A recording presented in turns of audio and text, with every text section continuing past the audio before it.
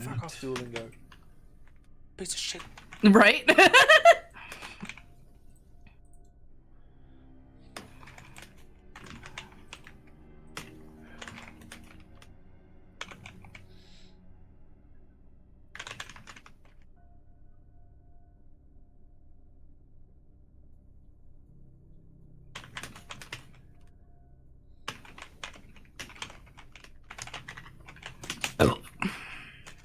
Nice. Thank you. Copy that. Find a GIF.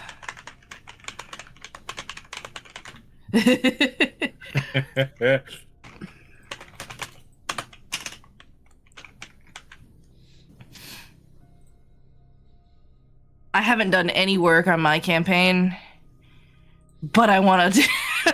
maybe I'll work on it next, like, quote unquote session that we're supposed to have, and then the following session I can start it. I'm down. If this truly is the last.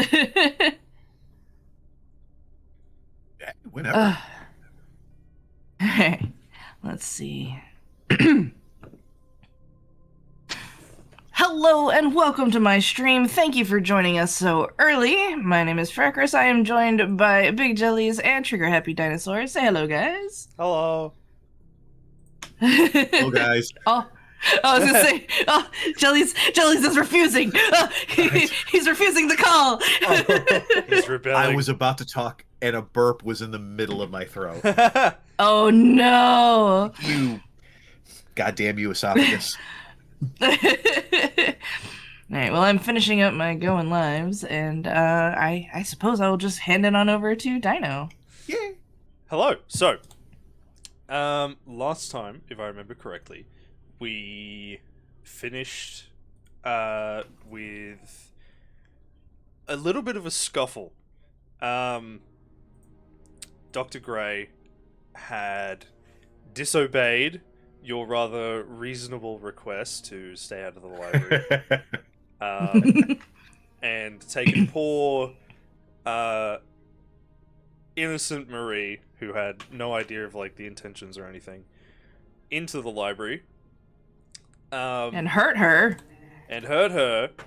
After seemingly, like, viewing the artifact much closer.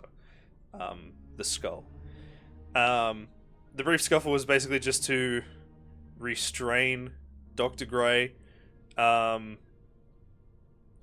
The strange part was he seemed far more animalistic and committed than previous similar altercations, like with Virginia or Henri. And even after you, like, took him down and, you know, physically hurt him, in which case the others usually woke up, Dr. Gray remained in his, like, fugue state, until Jellies, playing Louis, decided, well, enough is enough, and just knocked him the fuck out. So, and I helped. You did help. Yeah, that was a three-person team right there. It was. Yeah. And yeah, the detective came in, and even after doubting your sort of, like, hypothesis that, like, something extra was going on, upon sort of seeing the scene with Dr. Gray and viewing the skull himself, kind of came around to your idea that there's something supernatural going on. We left off where you had restrained Dr. Gray and I believe also Marie, who was unconscious, and you had covered the skull back up and were sort of plotting what to do next, trying to do some research. So we'll say that some time has passed. It's been rather quiet. People are still sort of chatting idly in the bar room, because I think you guys were in the living room, if I remember correctly, or the lounge room, however you'd prefer to call it. Yeah. Frick, you were looking through the book, seeing if anything really sort of stood out, if I remember correctly. I had peeked at the one that was near Marie on the floor, but yeah, I didn't see anything of interest. Yep. Nothing new, just that it described the demon, and that's probably what is Causing the happening issues. to Dr. Gray. Yeah. So yeah, we'll say a little bit of time has passed. Marie still hasn't sort of woken up. In spite of your, like, rapid first aid. You know, you've patted, like, the wound on her head, and you've, you know, placed, like, a wet cloth on her forehead and stuff. But she's kind of just, you know... You get a wet cloth, and you get a wet cloth, and you get a wet cloth. Sorry. Everyone gets a wet cloth. That's the height of 1920s medicine. A damp cloth for you. A damp cloth for you. And, yeah, she still hasn't sort of awoken one way or the other. And I would probably say it's starting to approach midnight around now. The detective has kind of just been pacing back and forth, very, you know, confused mostly. What are you guys sort of talking about or doing?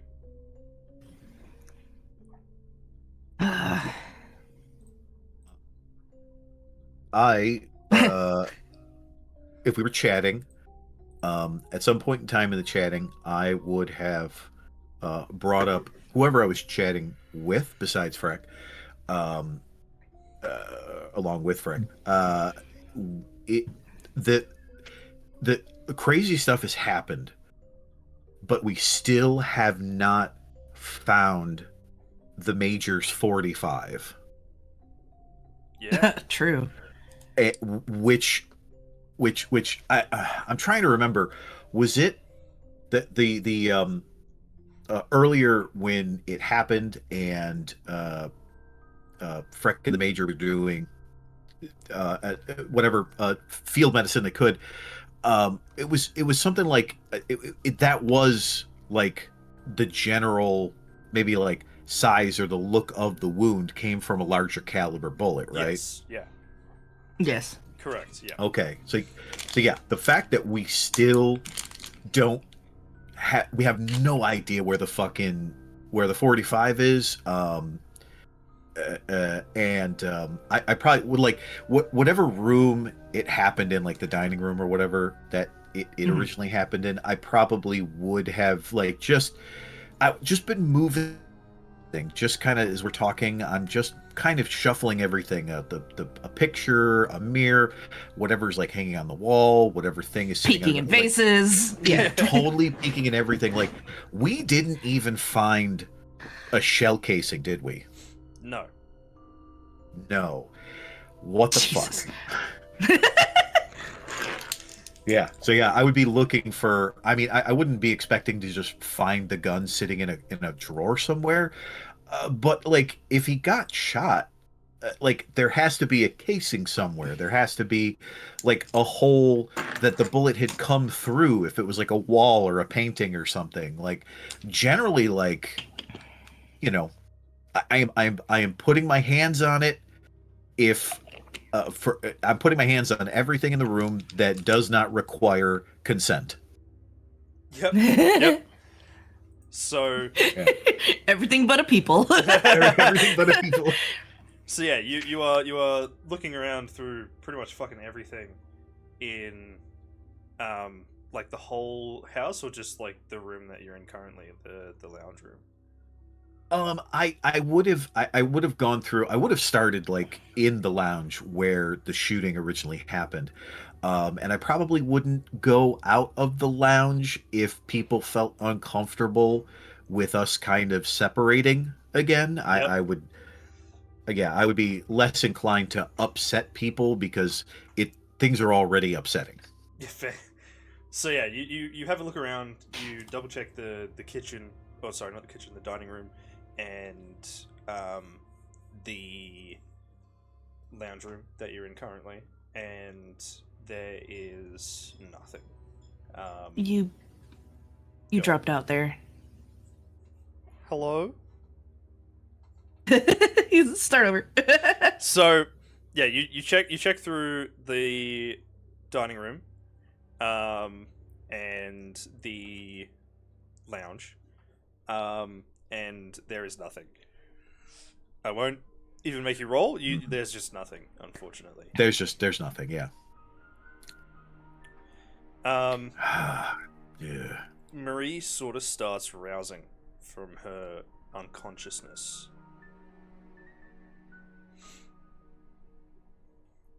What are you doing? Anything in response, or just sort of I observing? go over to her side and like, easy, easy. So yeah, she's rousing, and it's interesting because she sort of, when she fully awakens, she's got that kind of like glassy look to her eyes, and then she just like blinks, and she's there again. And she kind of looks around the room, and sees, the still unconscious and heavily bound, I believe hogtied is how you went about it, Dr. Gray. Yeah, we hogtied Dr. Gray. And she's confused, but there's also this kind of look of understanding on her face about what may have happened. And she looks around, still in a little bit of a daze, and she turns to you, Freck, and she goes, "What, see, doctor, what happened?" Well, we told him not to go in the library, and it seems that he tricked you into letting him into the library. Oh, why not the library? What's wrong? What is wrong with the library? There's an artifact in there that we're pretty sure is a demon. A demon? He touched it, and I think it possessed him. She kind of balks at you mentioning, like, a demon. But then she looks around at the detective and Louis. Who's roughed up. And the hog-tied Dr. Gray. And she's like, you see it in her face. She's just like, oh, they aren't joking. No. And she kind of like slowly nods, and she's like, okay, so He attacked us. Did he attack you? I do not remember. I remember letting him in and then having a look around myself, seeing if I could find a couple books that he asked for, and then nothing. Just black. How's your head? So Yeah. it is pounding.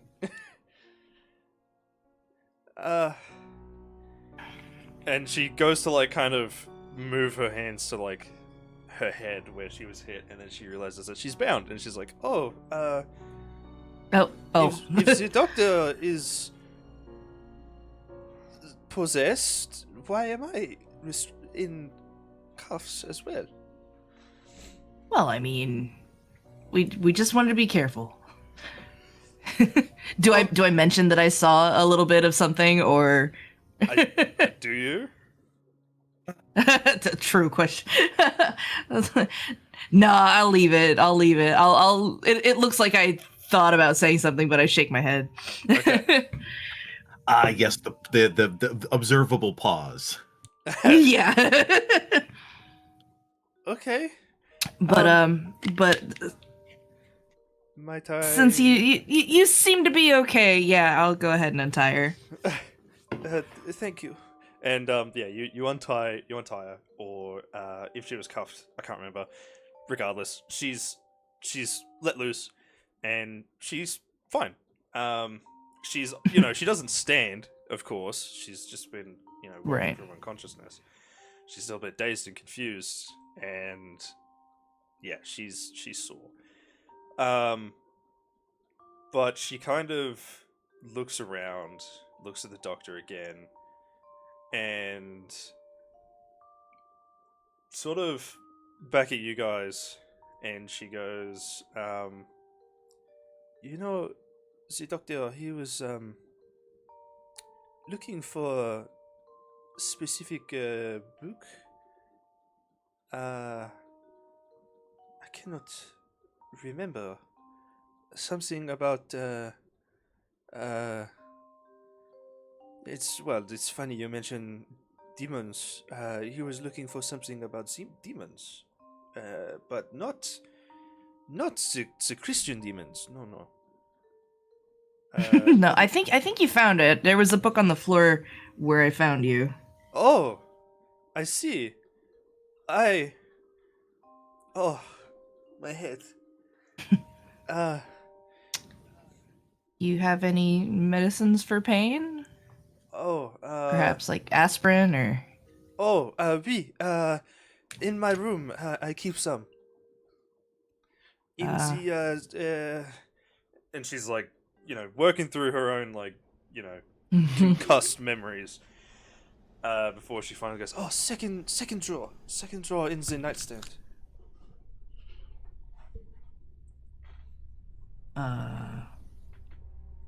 Where is Louis right now? Are you back in the where- lounge? The Oh yeah, he'd be in the dining room. I've been in the dining room searching or whatever. I guess I'll wander over there at some point in time, but I don't know if I give up so easily on the search. Fair. So Yeah, but I'm not gonna decline somebody grabs my attention. So yeah, you would know that Louis is still Yeah. in the dining room. I offer to pick Marie up Yes. and maybe I don't want to we keep leaving and coming back and I'm just like I don't know what we said. The detective, he looks at you and he's like, it's all right. Look, I'll keep an eye on things, make sure nothing goes awry. I'll keep an eye on the other Choco Fox too. Just be quick, be snappy. All right, I nod and I start kind of bringing Marie to her room and get Jelly's attention. Like, hey, Yeah. she's got a little bit of medicine for her headache here, Oh, and I think she should get it. Oh shit, Marie, you feeling okay? Apart from this concussion and headache, I suppose everything is okay. Oh, it's You good. think you've got a concussion? Oh, most certainly. The lights. Well, no sleeping, but I mean that's been the rule already. So the lights are very, very bright. All of a sudden. If you are, I can't imagine. Frank, if you are carrying Marie, I would put my hands out. Like I'll take her. Yeah, She is very light. She is very light. itty bitty lady. Like I wasn't carrying. I was like, Supporting her. being a human crutch. Yeah. Okay, well I will sweep her off her feet and carry her. Oh. Yeah, She blushes. Yeah, oh, absolutely. She flusters. She flusters. You like offer out a hand, and if you sort of give willingly, Freck, I imagine Yeah. you just basically you take her, you like hold her by her like back and shoulders, and then you just like scoop underneath her legs, and you hear like a Yeah, little, she- you hear like a little like oh, and Yeah, she puts her arm over my shoulder, like we're just changing shoulders, and then I just scoop her up off the ground. yep, and then and you sort of see like Scoop. she's like suddenly like two hands like over her face a little bit, and she's like, Oh shit! I'm sorry, Marie. Did your head hurt more? I'm sorry if I no, caused that. no, it's okay, it's okay, Louis. All right. Okay. Oh, help me up. All right. She's like not quite making eye contact. Like genuinely like oblivious and just 100% just concerned for her health. Brilliant. Hell yeah. Oh, okay. All right. Good. All right. Yeah. All right. I'll try and walk easy. All right. If it hurts, just say something. All right. She kind of like gives you a look, Freck. That's like, oh my god. I smile. and then she's like, she finally like collects herself a bit more, and she's like, okay, to my room, yes.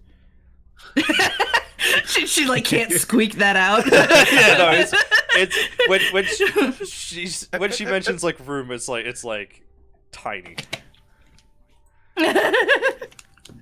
Alright, I nod, I readjust my cane, and I lead the way. And yeah, it doesn't take very long for you to get to the room. Door's still unlocked, and you head inside. Yeah, like again, it's just this quaint little thing. I can bring up the image again.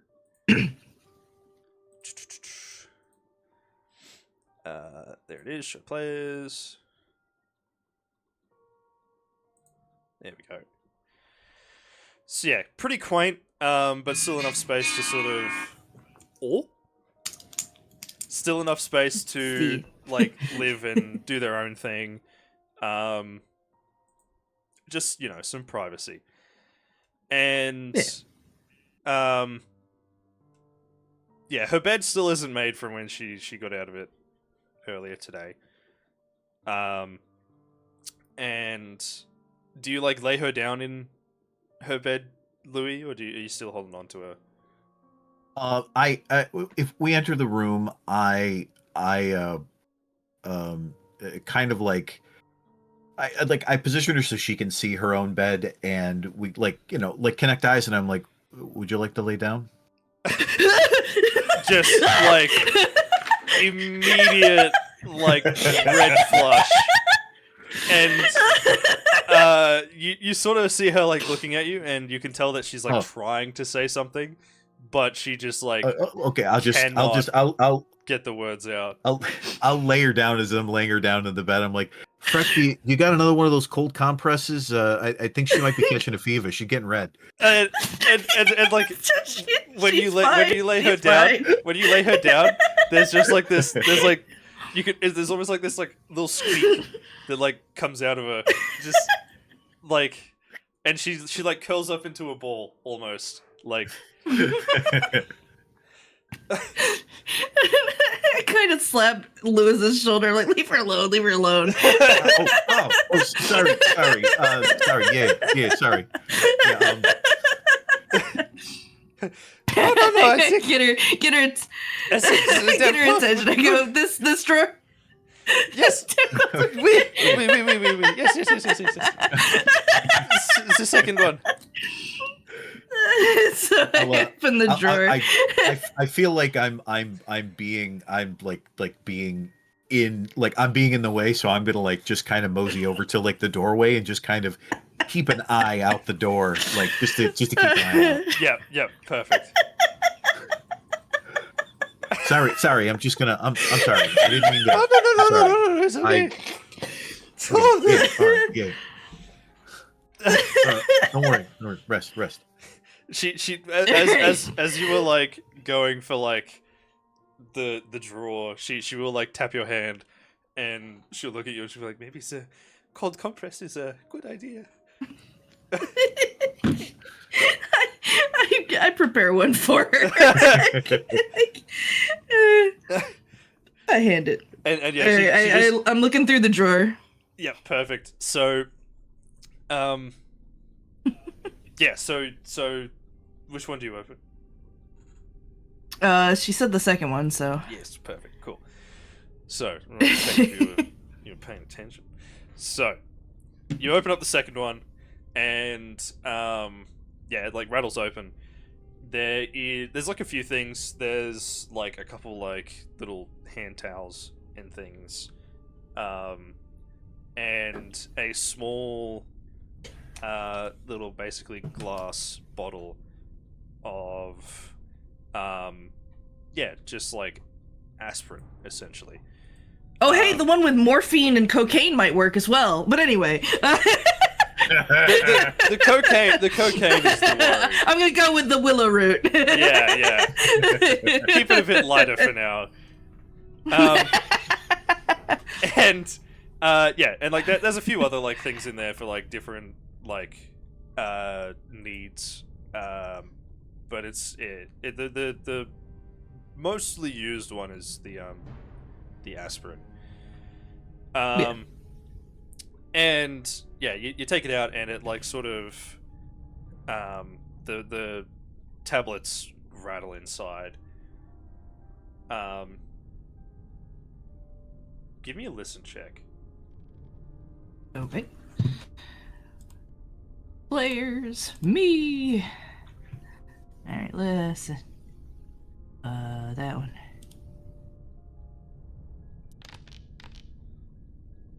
Oof. Nope. Nice. Too many gunshots. You know what? Fair. For Very real. valid. For real. For real. Okay. So you can push it if you'd like. You just again have to explain how you're pushing this. I mean, I have no reason unless it's like really There is obvious. something like odd. Like you can tell that just as is, but the listen check is to like discern what that is. Potentially With the odd. bottle, or? Well, it's what the roll's gonna. So it is. I Up to guess you. I'll push. All right. So how are you pushing? How are you pushing it? I mean, I'll shake the bottle again, right? Yeah, like closer to like your ear, or Yeah, closer. okay, cool. But Alright, push it real good. go for it. Ooh, it was so close. So you rattle it near your ear, and it just sounds like tablets. Marie looks a little like confused as to sort of why you know, decided to like rattle it again. And Can I dump the whole bottle? when you are sort of like, oh, sugar, whoops, like, you know, this is meant for like, you know, I'm supposed to give this to you so you can like give it to yourself. When you shook Yeah. it, the cap had come loose, and when Mhm. you go to hand it to her, it just like opens up, and a bunch of the tablets just fall everywhere. Oh god. Oh shit. Sorry.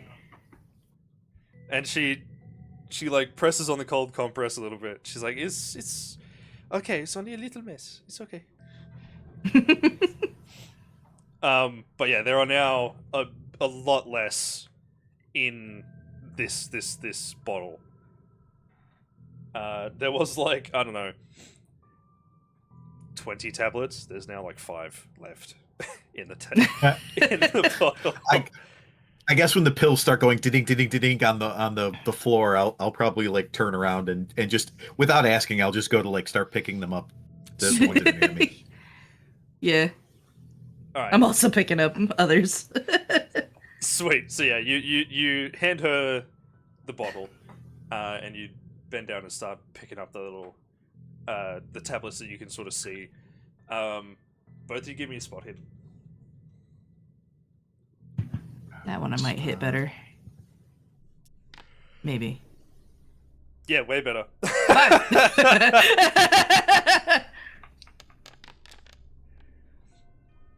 Nice. So Freck, Nice, you nice. see it first. Um, obviously because you're near her bed Uh-oh. and her nightstand. I know. Oh, hello. You There faded you out are. there for a second. Ah! He's gone. Stole him. Okay, stop him. So, sorry, Freck, you see it first. And because you're around the table and the nightstand and everything, some of the tablets that you end up finding have fallen underneath either of them. But the thing that really catches your eye is that there's a strange glint underneath the nightstand. And then, I'm assuming as you are going to check it out, Freck, Louis, you see this as well.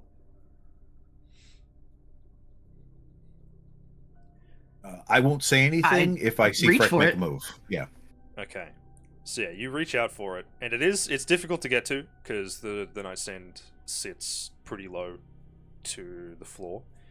But you manage to get your hand in there, and even before you grab it, you can see that it's a shiny yellow object. It's brass, I was gonna say, is it a casing? and then as you bring it close to yourself, it is indeed a spent casing. Fuck. Hmm. Now it's still underneath the nightstand. You haven't brought it out fully. What's your plan? What are you doing? Since we're both like on our hands and knees, I guess I see Lewis under the bed or something. Yeah, I'm elsewhere cleaning them up. Yeah. Yeah, but you have But also yeah, but we're noticed- close. Yeah, you have also noticed this like shiny object under the nightstand as you were cleaning Jelly's. Oh, sorry, Louis. So I pull the casing, I examine it, I look over to Louis. I sigh and I look at the floor. So when you look at it, on the back is a dented primer, and you see in like the little text around the rim, 0.45 ACP, and like the manufacturing place. Which Yep. Probably fault. Why is it in here?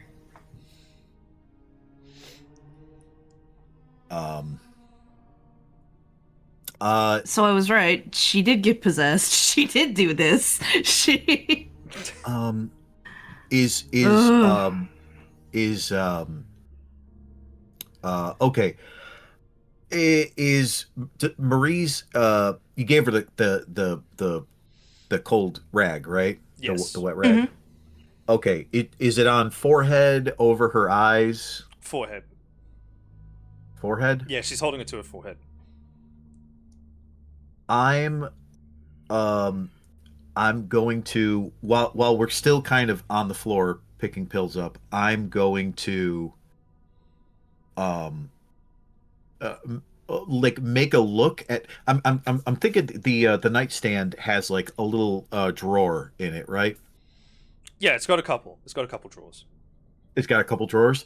All right. I'm gonna look at the drawer, look at the nightstand drawers, back at Freck, and then I'm going to stand up, and if I can block, like use my body to block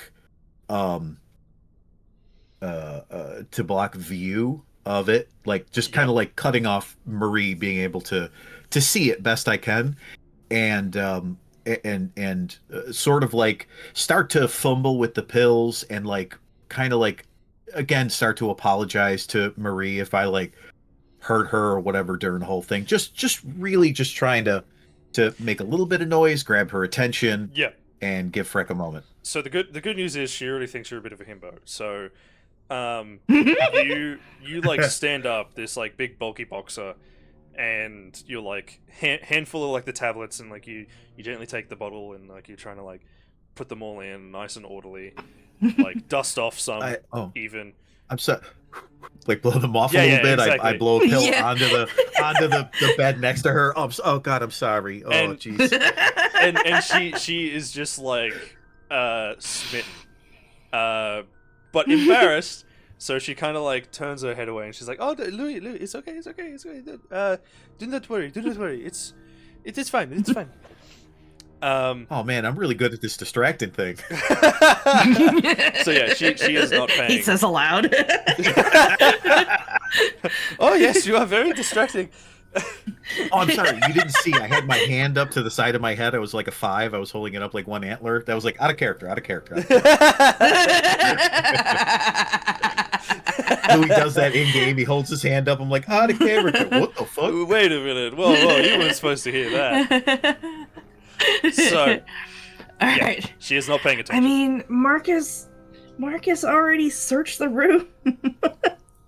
I guess I start searching stuff. Okay. I don't know. So yeah, you are looking around through the room. Are you doing this subtly or? Yeah, I think so for the moment since she's distracted. Okay, I I'll think. try to, Hmm. I think that will be stealth with a bonus die because of what Janice is doing. Louis is doing. Oh god. Yeah. My stealth is 20. But you get the bonus All die. right, Smile. stealth with a bonus die. Yay! Bonus die. You did it. So Yay! you managed to rummage around the room Ah. without bothering, like Marie or even Louis. And yeah, you're having a look around and skimming through like drawers and like her cabinets and whatnot, armoires, and yeah, you don't find anything more.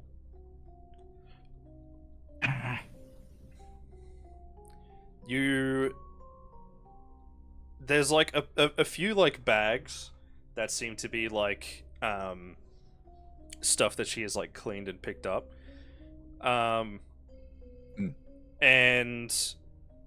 it looks like there's like they're like hanging in like an armoire, or like on the wall, sorry, and there's like 5 hooks, but there's 4 bags. That's the big thing that you notice. Okay.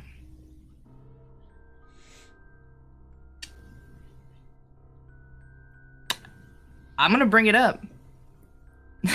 Yeah, go for it. Hey, Marie.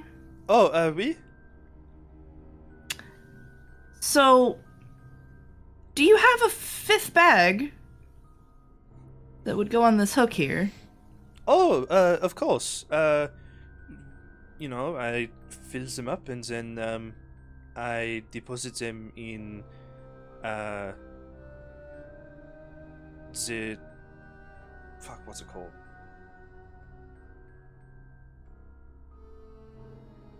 It's not a disposal. It's like a step before disposal.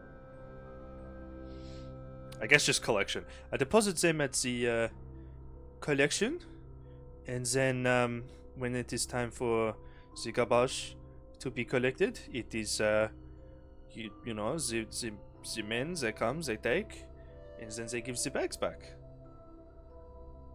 Of course, Okay, I thoroughly so clean they- them. Right. Would they still be in collection? Like, has collection come yet? Oh, no. Collection comes tomorrow? Okay. May we see where that is? Oh, but of course, it Oh. is. There is a chute. There is a chute in the kitchen, I think. Or the. No. That's what we were doing. We'll get to it. Don't worry about it. There is. Oh, I cannot remember if it was. There's a couple around the house. I think there is one in the kitchen. One around the top floor for the guests. And I think one near the end of the hallway here. Mm-hmm. I'm just looking for this bag in particular. I don't know. I do not recall putting it in collection. Quite frankly, I do not remember putting it away. Another audible sigh.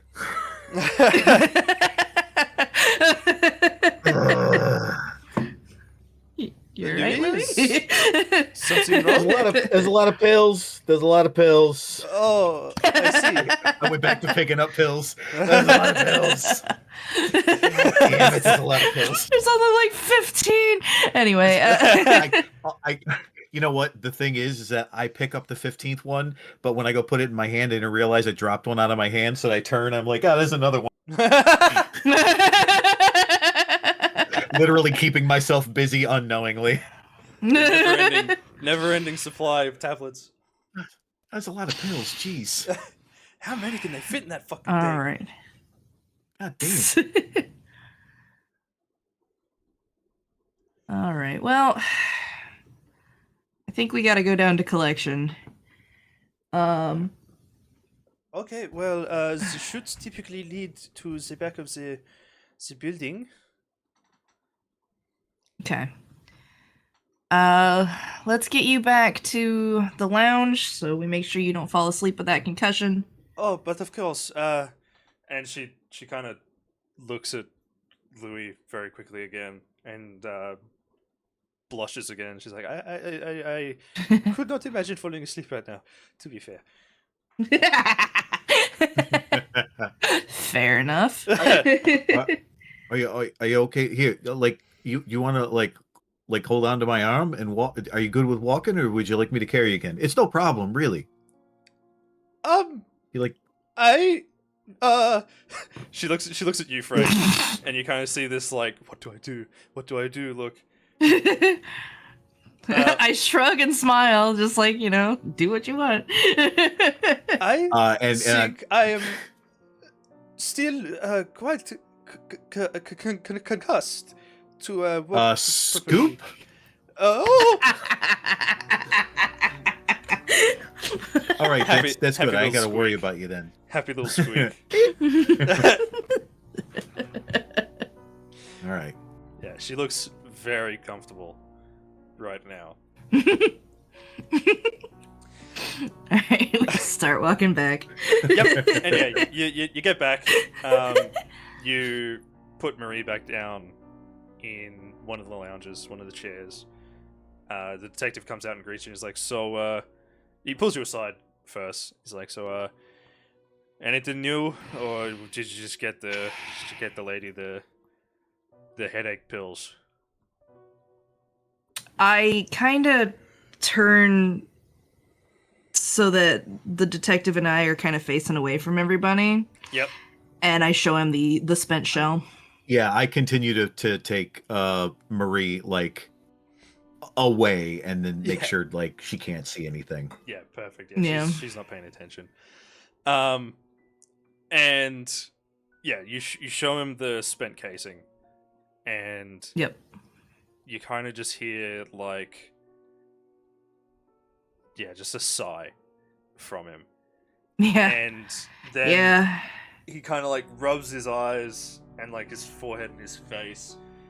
He looks quite exasperated, And he looks at it and he's like, "It's a 45, ain't it?" I quietly nod. So I have a lead, but I'm still not sure exactly if that means she did it or. And I kind of like roll my eyes again. The damn demons. Yeah, But- right. Okay. She did say she was asleep earlier today, didn't she? She did. So, we're going down to the. Is it garbage collection or laundry collection? I think it's garbage. Garbage, yeah. Yeah, we're going down to garbage collection because we think that either she or the demon stashed it there. And by it, you mean the piece, the 45.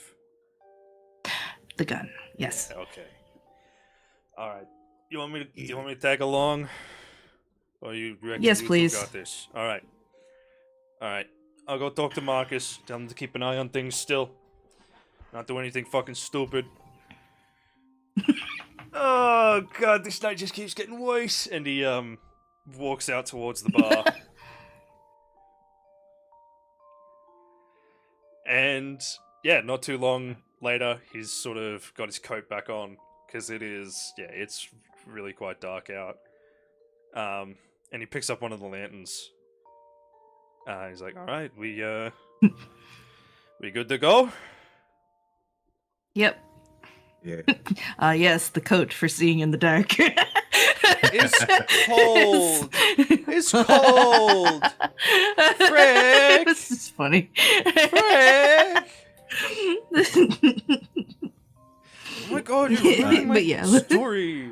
My game. When we- Oh my god. When we get, oh my god, when we get moving and we get down the hallway, I want to just for a second like tap the detective and Freck on the shoulder and stop walking, Mm-hmm. and then quietly say, look, I don't want to point any fingers or anything, because it's pretty clear that like she had something to do with it, but like, you said Marcus went over the room. That seemed like you found that casing pretty easily. All you did is like look on the ground, and there it was under the end table. It was underneath something. He was looking in drawers. All right, You I'm mentioned not trying to cast any doubt on the man, but Did you mention to him that you spilled the bottle as well? Mentioned to who? The detective. No, I don't. Okay. So yeah, and he kind of just shrugs. So we're implying that it was in the bottle and I dropped it. He kind It was meta narratively, yes. okay. I I wouldn't have put those two together. in meta, Oh, Gotcha, he gotcha. kind of just shrugs and he's like, "Guy's not a detective. He's he tracks animals, but he's not really for the inanimate, He checked the obvious places, but depends how good the perps cleaned up after themselves, I suppose." Hmm. Anyway, That's even worse. so She stashed the casing. She stashed the gun. where's the collections? Where we going? She said it was out back, outside.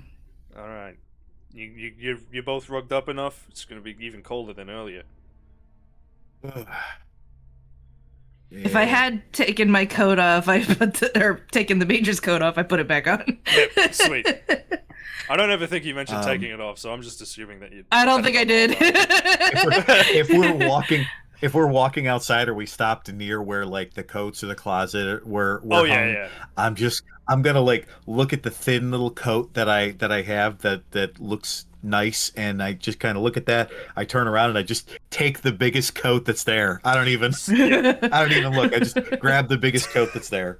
Yeah, and yeah, you chuck it on, and it's this really warm, basically like duster, right? Good. And yeah, you head outside. The cold is definitely biting at your exposed extremities now. There's a thin layer of sort of frost and snow on the ground. But the weird thing you notice, especially as you get towards the back in collections, in this like very small circle around only one side of the building, the snow is like melted and you can see grass. And that side just so happens, funnily enough, to be around the library. Uh, There's a heat emanating. the heat from the skull went through the wall.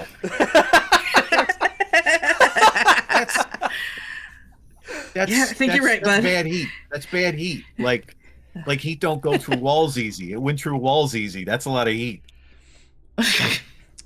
The library should be on fire.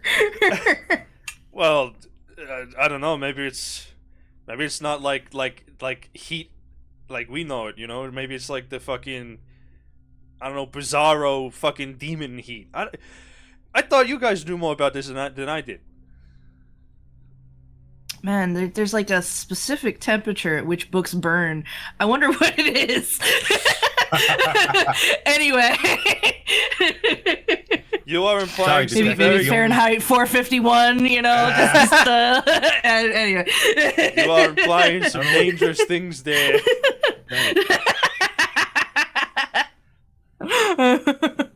Yeah, we don't quite know about that yet, do we? It's just starting up. The only thing that I think we're sure that we know about this is that we don't know nothing. Yeah. Yeah, fair enough. Clap, clap. Yay! Yeah. Just heard some smacks.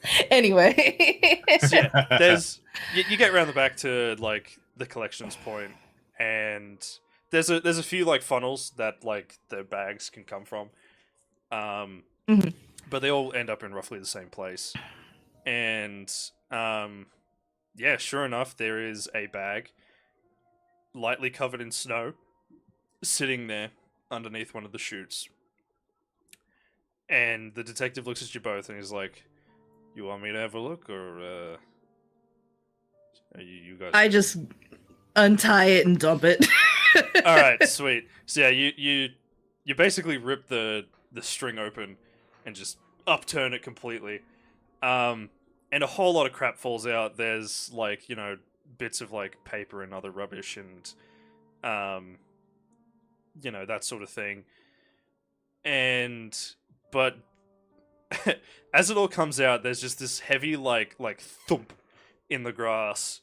And I hear the thump and I just kind of look up to the sky like, damn it. yeah, and sure enough, sitting amongst all the like lighter rubbish and stuff, even under like the moonlight through like the rather like cloudy sky, it's quite obviously the shape of a handgun. I just fucking yeet the bag at the wall. And yeah, you throw it and it just like pat against the wall and then falls back down. And the detective kind of just looks at it, and you kind of see him shake his head before he sort of pulls out sort of reaches into his coat and pulls out like another but like smaller bag, and he picks it up and he looks at it and he's like, "Yeah, that's a military issue 45 automatic."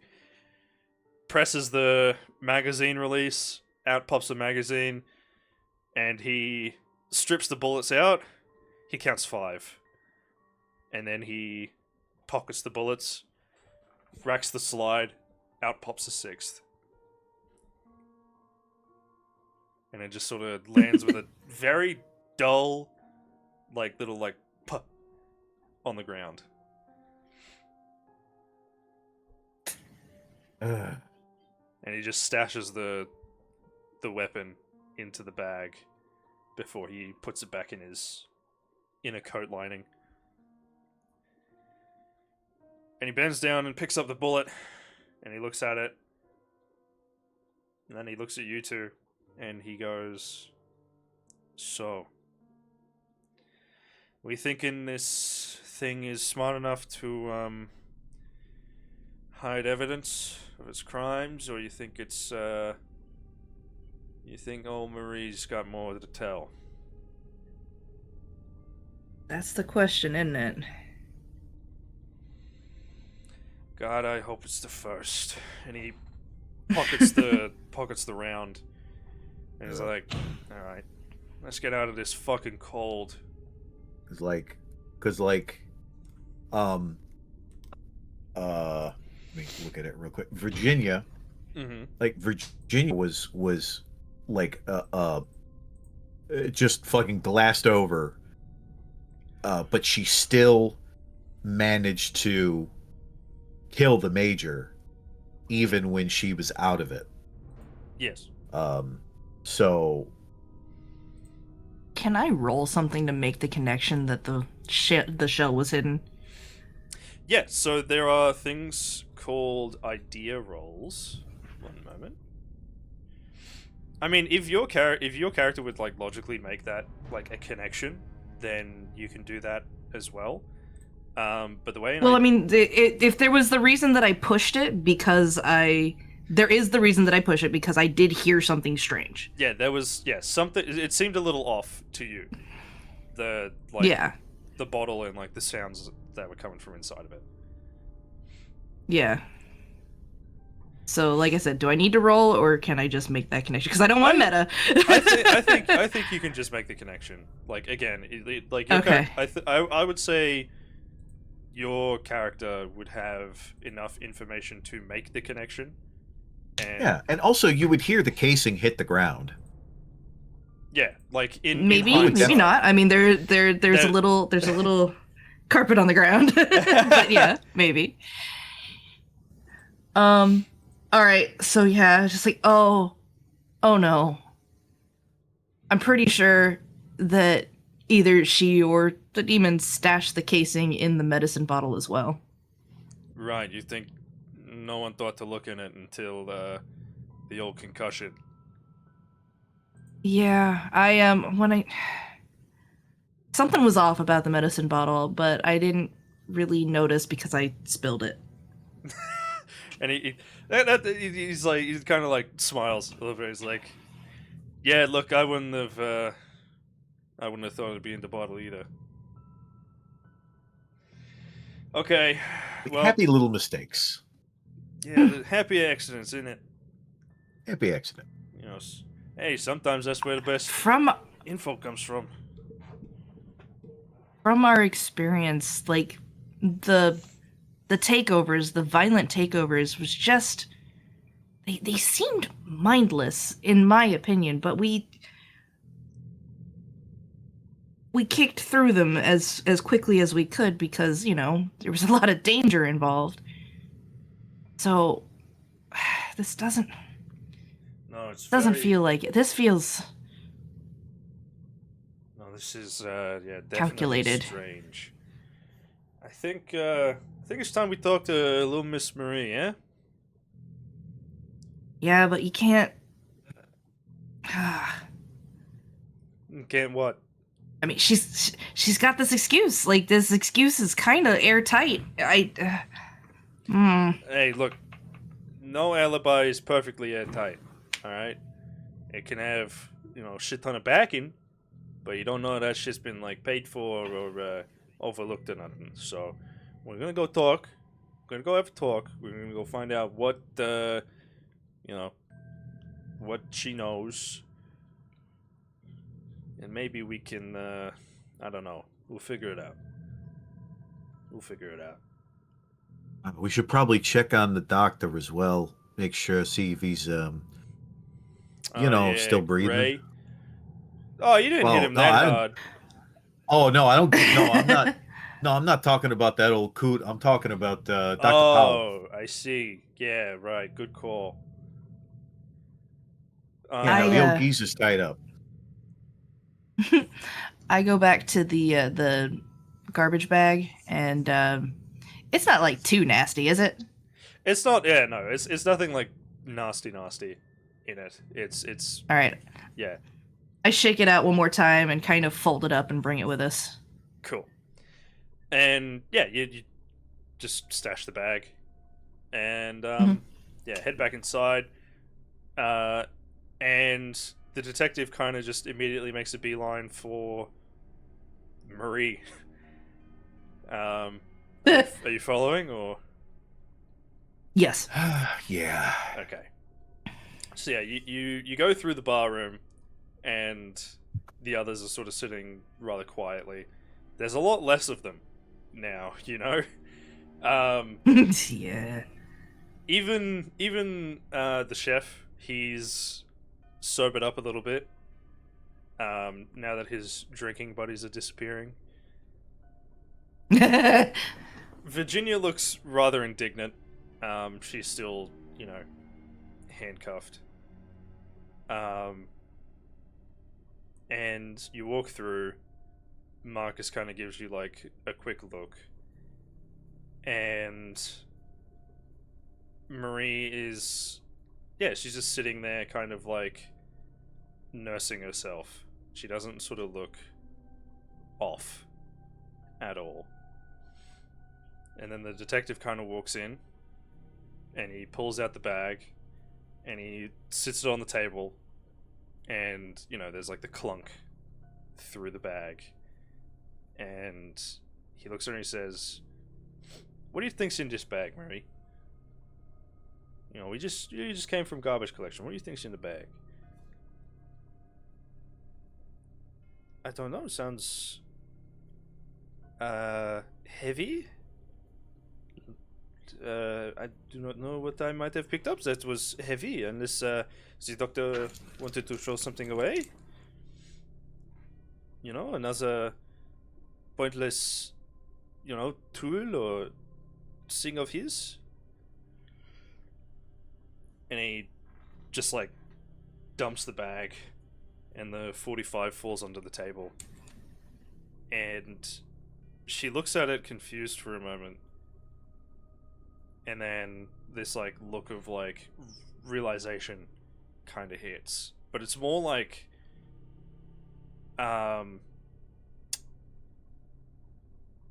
you know what, give me psychology rolls, both of you.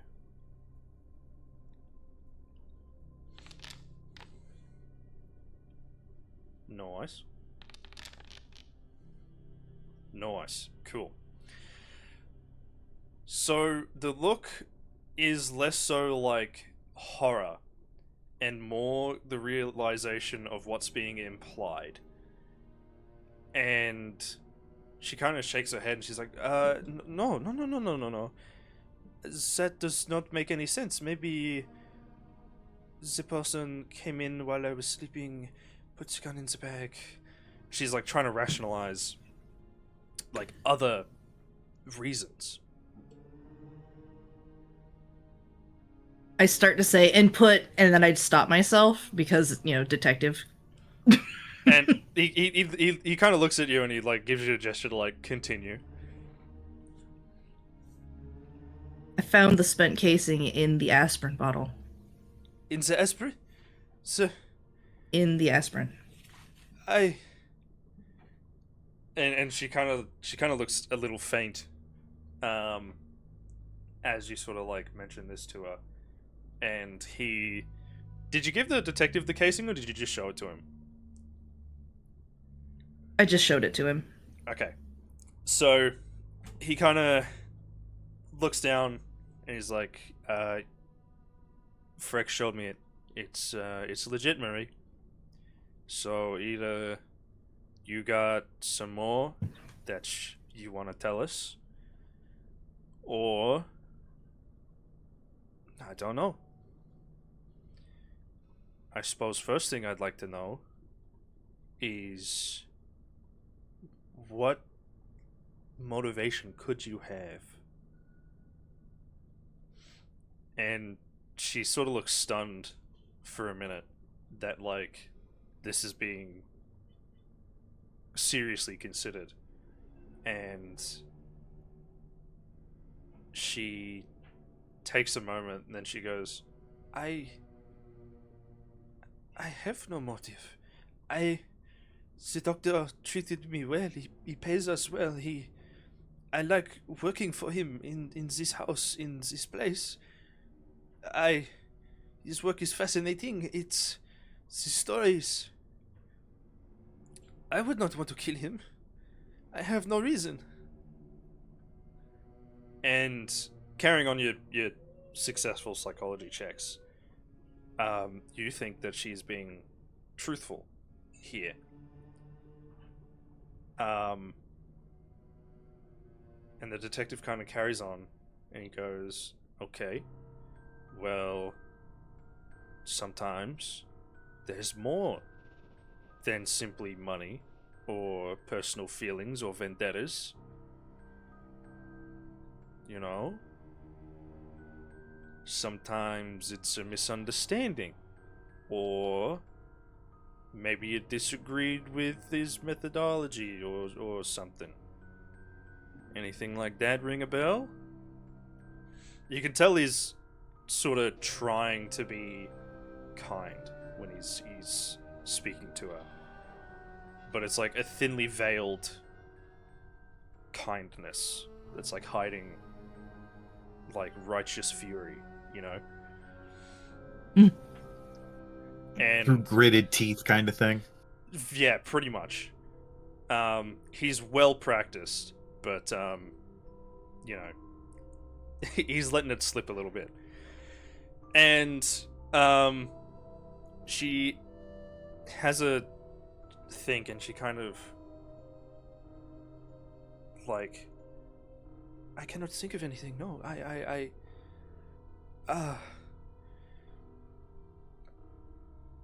do not understand. Is this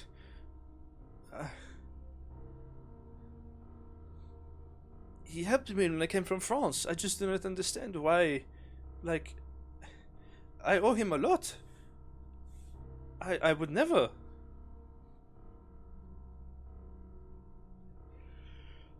Either of you two want to say anything?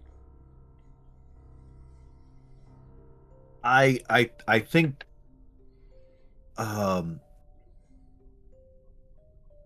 Is there I family don't that you had to leave behind? yeah. Louis not even like looking, he's like leaning against the wall, not even just kind of yeah.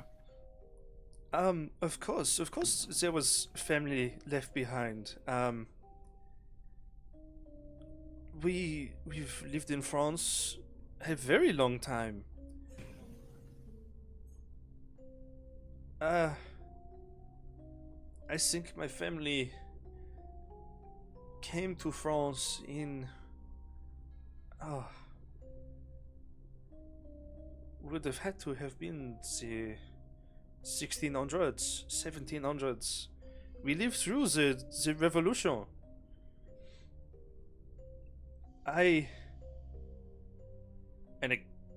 She kind of thinks for a moment.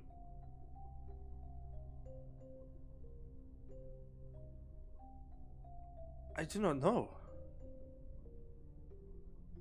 We obviously haven't always been in France, but that is my home country. It's where my family come from.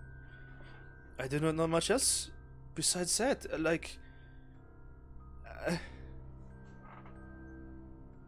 I miss them, of course, but to kill? That would be counterintuitive, no? Yeah, I think you're right.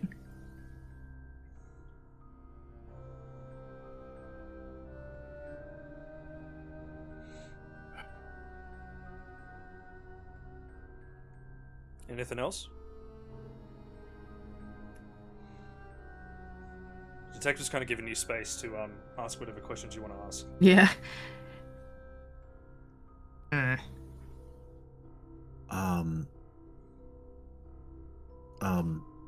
Oh, okay. Look, look. This supernatural stuff is I don't we don't know nothing. None of us know nothing.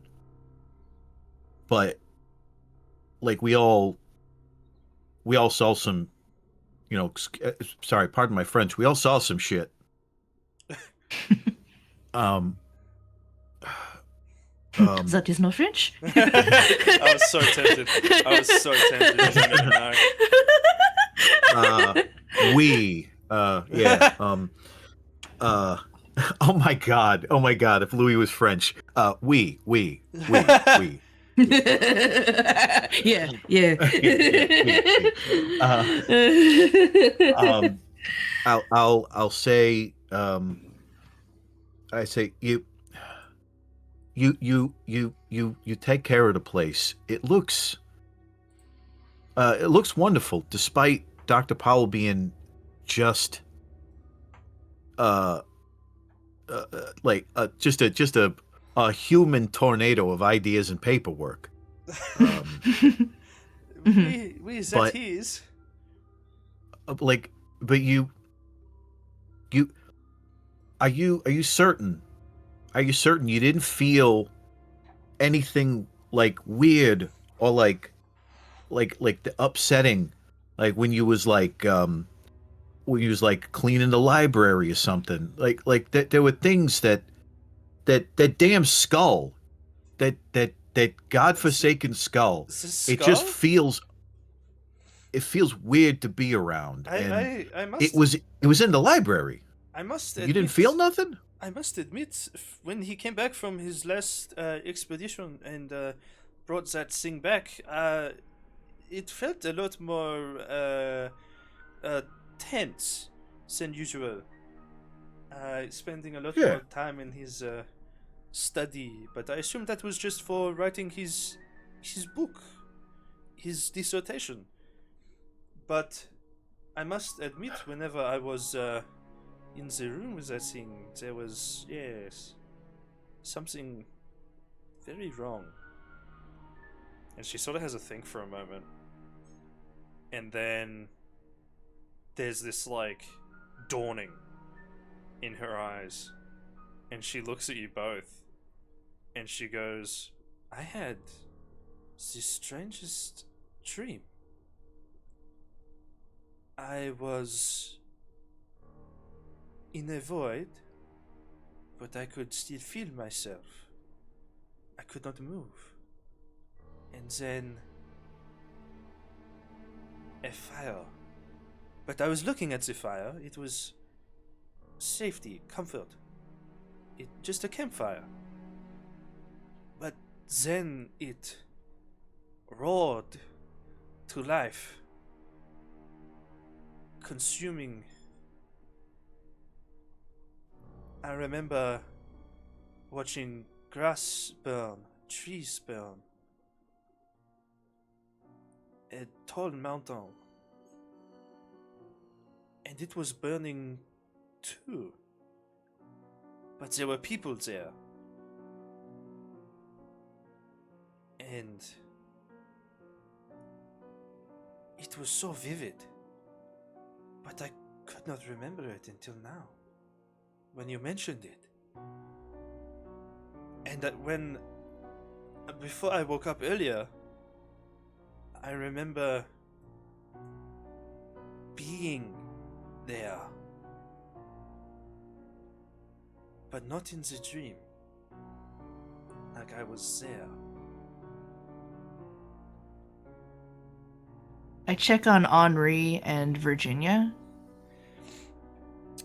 Yeah, they're still sitting in the bar room. And Oh, I thought they were with us and oh, listening. sorry. Yeah, no, they're in the bar room. Darn.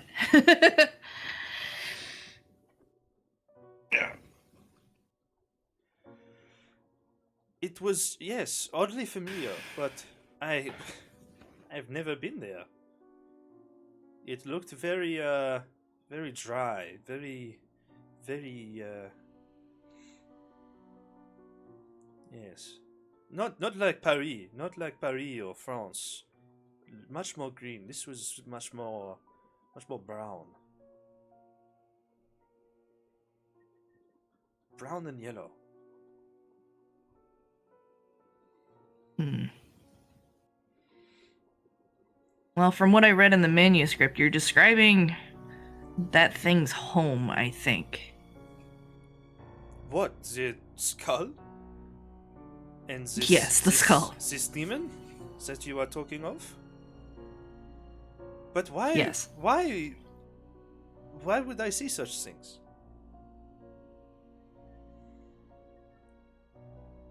It does not.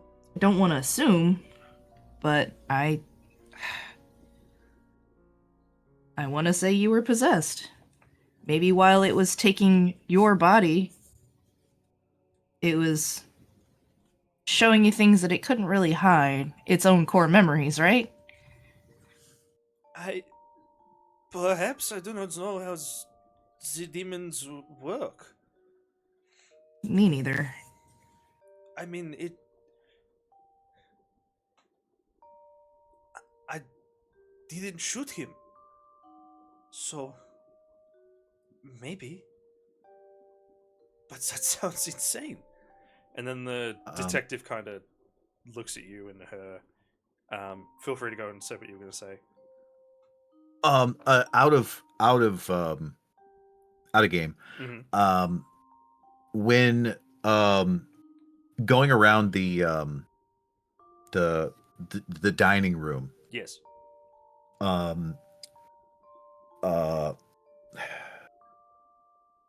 I what trying to I'm racking my brain trying to think of a good reason why Louis would think that maybe like there's like maybe there's like I mean it's a pretty big building. It's It a big is. home, right? Yeah, Like it is. It's like a small manor. are there servant pathways or corridors that like a servant would be able to like travel through without interrupting anybody or being in view of anybody? Not particularly. Okay. Yeah. It Yeah, seems because that was pretty common in this time. Yeah, it definitely was. But so Mr. Dr. Powell is a uncommon man. True. And he didn't seem Doesn't to care. need to hide his servants. Yeah, no, he didn't seem to Yeah. care. He seemed to respect them much more than some people. Yeah. Well, I mean, I don't know if he built this house or the house was built before him. So if the people before him had built the house and put like some like secret like little pathways in between the walls. I think I didn't think to mention it. But I think you would both know that like he bought this land and developed it. So Okay. yeah. Okay, so as eccentric as he is, he built the place. Yes. Yeah. Paid for it anyway. Yeah, exactly.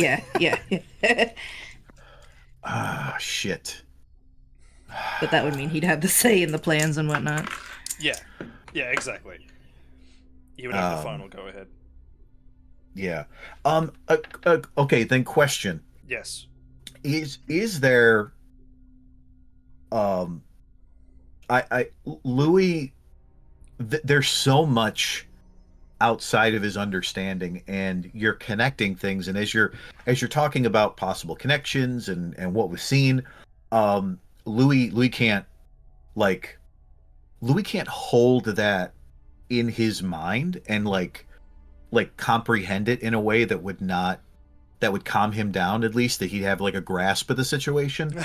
So I imagine Louis is just like a teapot coming to boil. Is there some sort of roll that I can like choose to make to see if I fail the roll to like sort of lose my temper? Sanity. Sanity. Okay. Definitely sanity. So I can. Oh yeah, cool. I can click sanity. Yeah, because if I lose the roll, if I lose the roll, like he loses his patience in the moment, and like we're in the lounge, right? Yeah. Okay, and the dining room is like next to the lounge. Yes. Yeah. They're very close together. Yeah. Okay. Um.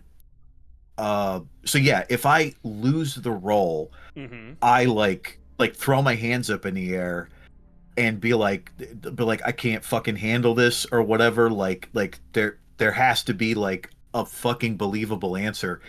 And I'm just gonna storm out of the room, go into the dining room, and just start pulling shit off the walls, like just so I can see every inch of the fucking place because it just doesn't fucking make sense. He got shot, and like where he got shot from, like just lose my shit, and I'm gonna wreck that fucking room. Okay. Like if I lose it. So Okay. Go for it. okay, awesome. So basically, yeah. If you fail, you're having a bout of madness. Okay. Okay, So you okay, managed to keep it I'm together. I am No tantrum. stewing. No Yeah, tantrum. No adult baby tantrum. So yeah, no, I'm just kind of like shifting uncomfortably and like kind of gritting my teeth, you know. Yeah. So yeah, Yeah. Probably like clenching your fists and then like unclenching them. yeah. Oh Just yeah, like self-soothing. yeah. I'm kind of listening, but I'm not paying attention to what's going on, and I'm Yeah, just like, miles away. boom, just yeah, just I'm miles away, just furious that I can't I can't punch the problem. Hell yeah. Fair. Big fair. Well, you haven't tried it yet, so but you know. like punch Marie. No. I mean, you punched Dr. Gray. She's so tiny, you'll break her. Oh. Like yeah, so no, I'm just stewing, trying to like not decide to just break something, because even though like he does owe me money and I'm kind of like living fight to fight, I don't want to like break the guy's shit or ruin it or steal Oh, yeah, anything. of Like course. that's farthest from my mind. Yeah, of course, 100%. So yeah, so I am So the idea listening. that someone would is like really infuriating. Yep. And so yeah, I'm stewing, I'm steaming, and I'm listening to everything, so I can be there to like react, but I'm probably not going to be a good part of the conversation. Yeah, gotcha. Fair. So, yeah, the detective kind of looks at both of you, and he sighs, and it's not in like it's an exasperated sigh, but more in the way that it's like, cannot believe I am about to fucking say this. Marie, we do have reason to believe that there is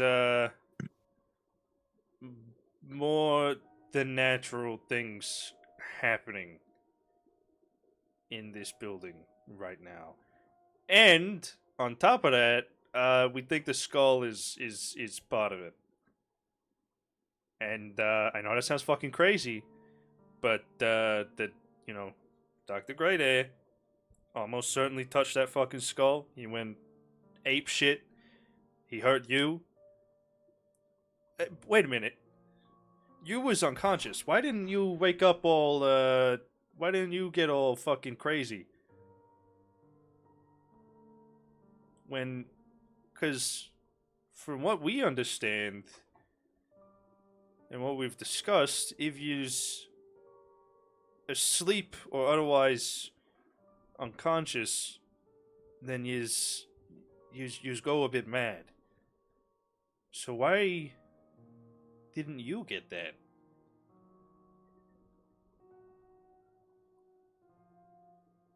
I think maybe we should have a look at Miss Dr. Powell's manuscript there. What do you say?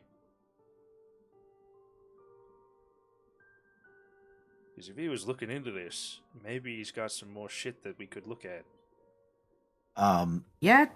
Yeah. Something to like great. Good idea. Awesome. Who's coming with me? I'm going to get the freaking thing. And I just start walking. Like, I just start walking. Like, finally. Wait. And, and he looks at you going. He's just like, you all right? I'm gonna stay here with Marie and see if I can't find anything else out. Go ahead. And I'm already out through the door into the hallway. I snag the chunk that's in his pocket and I hand it over to the detective and I follow sweet. Lewis. Yep. And yeah, I say real quick. You hand it over to the detective. Yeah, I say real quick. We take a break because I Yes. need more water. Good timing. Yeah. Halfway. So halfway. All right, BRB. Well. Put an ad on, and yeah, I'll be right back. Excellent. Water.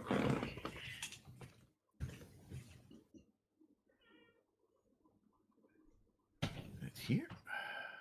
That's that.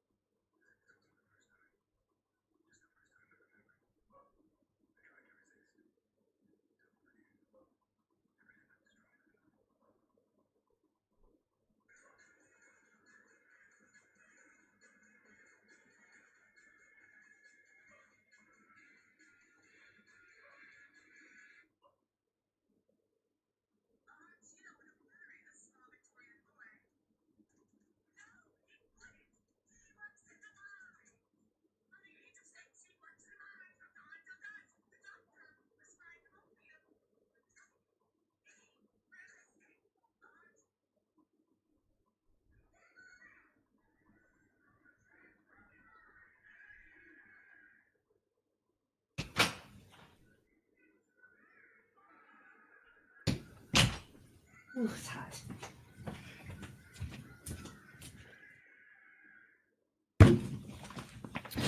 All right, Mein Gott. I'm back. Yay. Yay! Is Dino back? I don't think so. Me neither. Oh, stretch.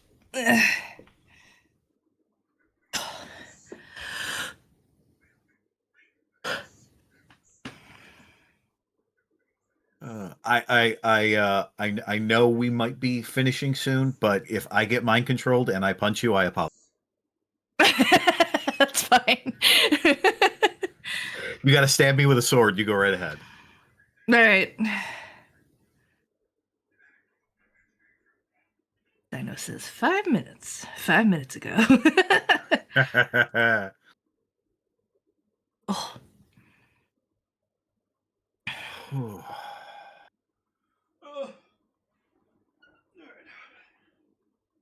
So when there's very little autumn where I am. When summer finally cools down and hits autumn, it goes right to like 40 degrees or like close to God. freezing overnight. And it did and last night it hit like 38. And I didn't think about it until I woke up. And I was like, yeah, I'll get out of bed. Whip the blankets off to the side, and I'm like, what the fuck? It's freezing in here. I throw clothes on. I go downstairs for the thermostat in the dining room area, and I look, and because we don't really like, we haven't used the heat in a long time, and we don't keep it super hot during the winter, but it was like cold as fuck. I look, the battery's dead, so the thermostat was not on. Oh. No. And I'm like, oh, okay. So we were both at work today, and my friend, he doesn't he likes it cold on the cooler side, so he's never going to complain about that. Me, I'm going to cry like a bitch. I'm getting a cold front this weekend. Yay! Damn you. It's 76 outside right now. Yay! Damn you. All right, are we back? I'm in a hoodie. I'm back. Yay. And we're back. Oh, I gotta hit the button. What the age? Hey. I What didn't the hell? know. I didn't read. Hey. I didn't read. I didn't read. Fair enough. Yeah, reading's for chumps and four eyes nerds. Nerds. Noids. The noids. Alright. So. Yeah, you go to Dr. Powell's office. It is still a complete fucking mess. Just as you left it, to be fair.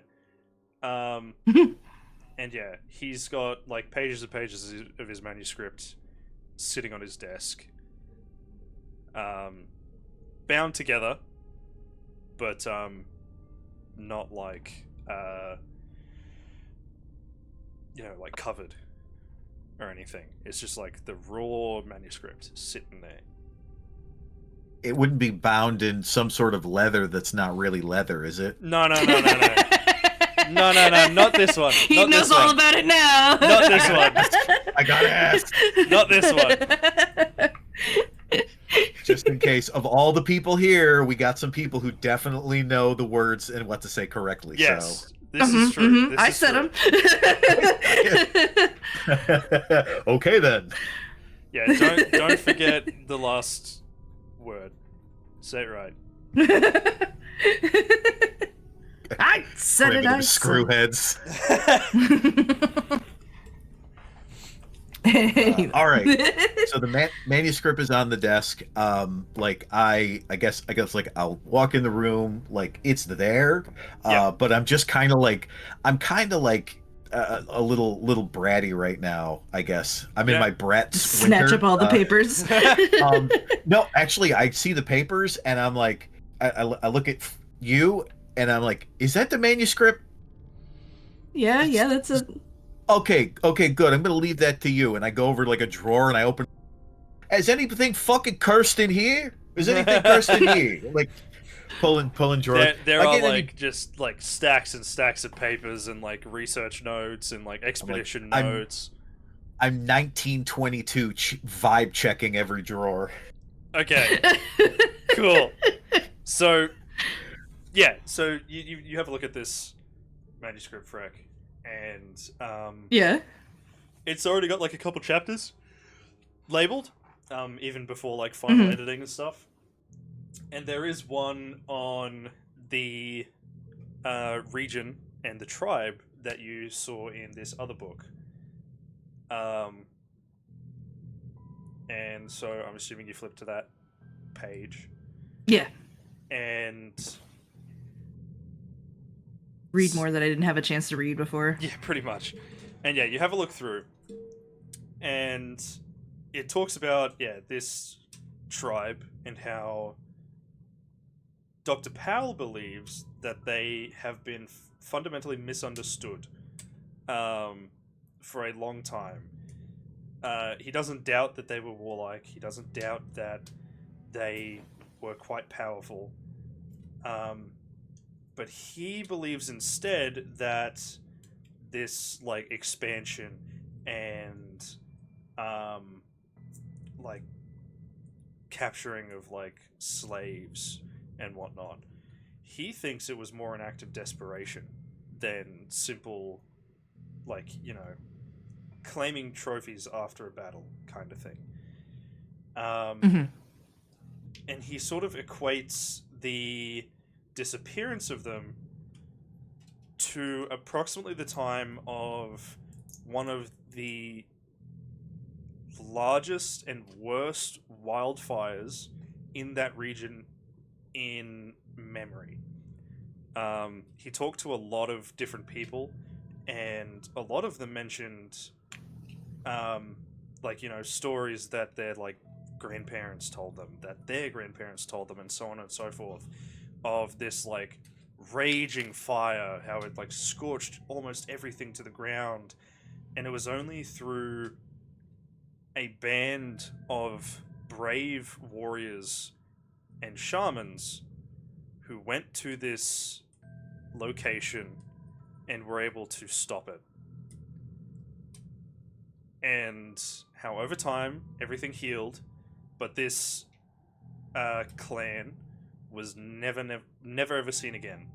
Nor were these shamans and warriors. They went, everything stopped, and then they disappeared. They weren't seen again. He believes, Dr. Powell believes, that they had found the skull and done something to it that, in, like, you know, their mythology, led to this catastrophe stopping. He thinks it's all just a load of mumbo jumbo, you know. It's all just myth and legend. But when he was talking to some of the people, and especially the like religious leaders around the area, a lot of them mentioned stories of like skulls, human skulls, and like animal skulls that had like scoring marks on them. And the strangest ones were the ones that had scoring marks on the inside. Right. Well, our skull has scoring marks on the inside. Yes, it does. And how there was always this like aversion to like skulls that had like symbols carved in them. And they were like, like the symbols are like a dead thing now. Not even the shamans and religious leaders knew exactly what they meant, but they just have like an aversion to them. They consider them cursed, unholy objects, essentially. And they go through like a cleansing ritual, which seemingly isn't super intricate, but involves taking the skull,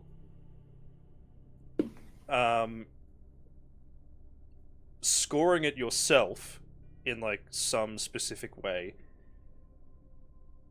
to disrupt whatever like arcane force inhabits it, and then burning it.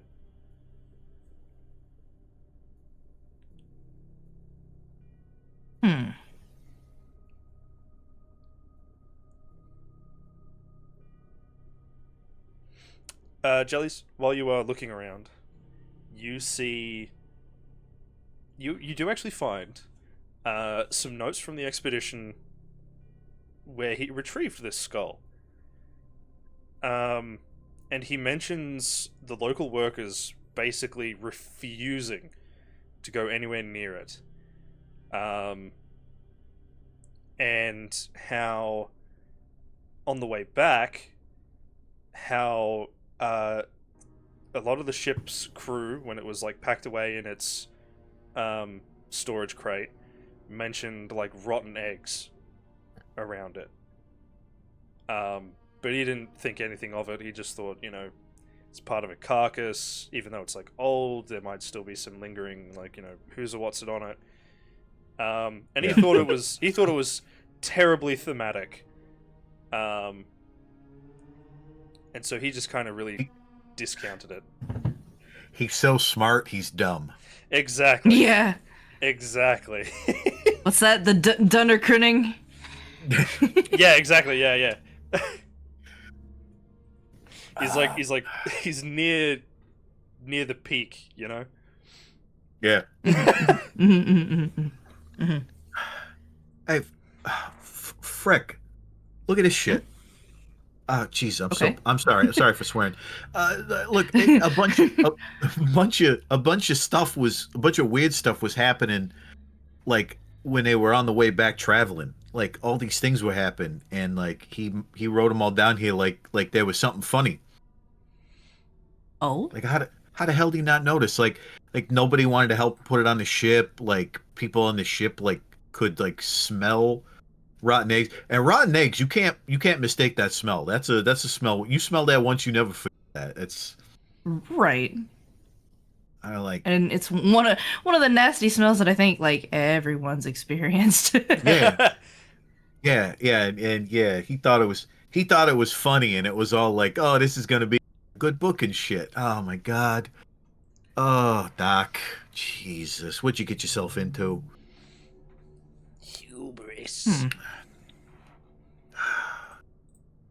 So what's in the doctor's what'd the doctor have to say? Well, now that I've read more, there was a different tribe that came in and basically cleansed it. There was a big fire that took over the entire area. Yeah. And yeah.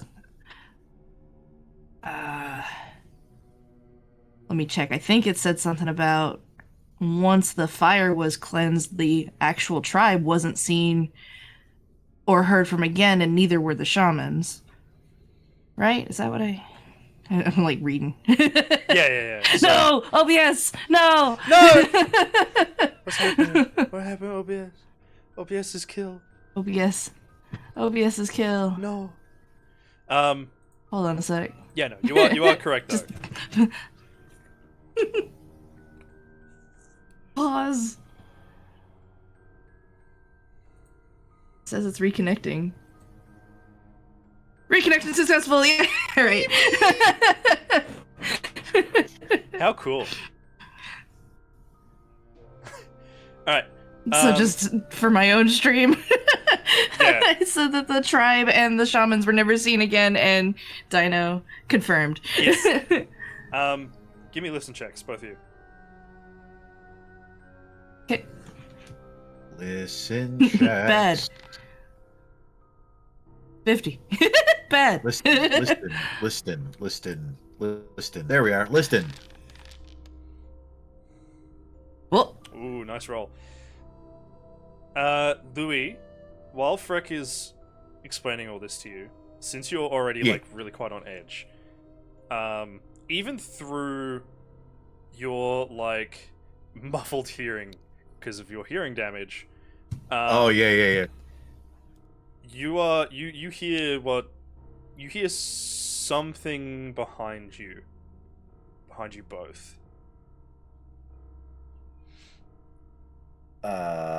And what in Sounds like the footsteps. room is behind me? Like the door to the room? Pretty much, yeah. I don't think I would have closed the door. Like we would have just like come in and like left the door open. yeah. I'm going to say I'm gonna be like yeah as Freck's talking, and I'm going to step back towards the door, but like close to the wall, so that like if you walk into the doorway, you don't know I'm right around the. Yep. Yeah.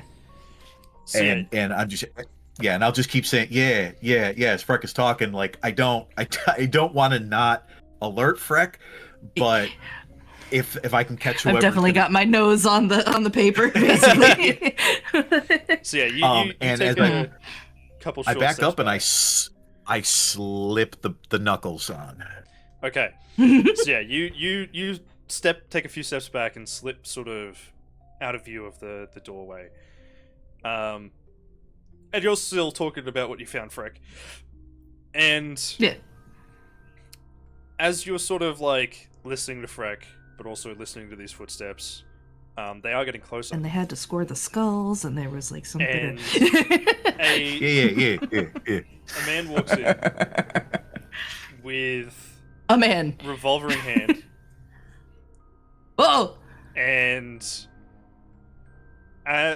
you know, it's just a revolver. Smile. But the thing that really Marcus? gets you, Jellies, Louis, Yeah. is that, you know, Marcus has always been quite reasonable. He's been quite good. But then he Yeah. raises the revolver and points it towards Freck. Like it's the arm starts extending, and Yep. I'm coming around that corner. Nah, fuck that shit. Right in the goddamn mouth. Alright, roll. Right in the goddamn You get a mouth. bonus die because he's not expecting this. Do I? Oh, bonus die +1. Yes. Right. Okay. Cool. Yeah. Damn! Damn! Oh yeah. One punch. So, I need to look at how critical strikes work again. Hold on. Oh boy. Oh boy.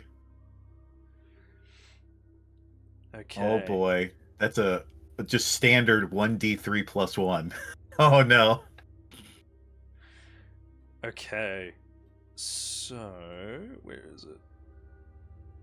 Oh my god. I apologized to you if I got my mind taken over and punch you. Now I'm gonna have to apologize to Marcus if he's alive. You know, if he had shot at me, he definitely wouldn't be alive. Oh no. He would not be.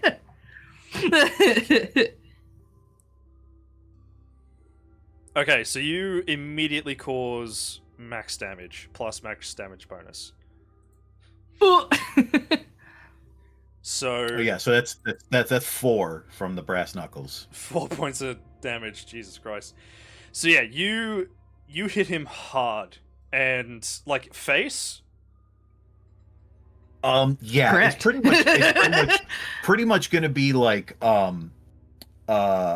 I know that there's like places on the face, so like if I hit him in the like upper lip, that's going to be a great way to stun him or knock him out. The Mhm. jaw is also going to be a great place to torque his head. Yeah. So I'm pretty much going for the mouth. Yeah, like straight for like the mouth nose area. Whatever Okay. whatever I can get. Oh, They're gonna brass God. is breaking it. Okay. So Goodbye, teeth. you you swing around the door and you use the momentum of this like rotation and just fucking plow straight into the center of his face, like bottom of the nose, top of the lip with the brass knuckles, Oh, and God. just fucking Fuck. smash him entirely. And his head like whips back, and you follow through, of course. So his head whips back, and because you're following through with it, all that force is just like he just fucking falls back hard, and you hit him hard enough that like when he hits the ground, the gun goes clattering along the floor. You definitely felt a crunch Oh. when you hit him.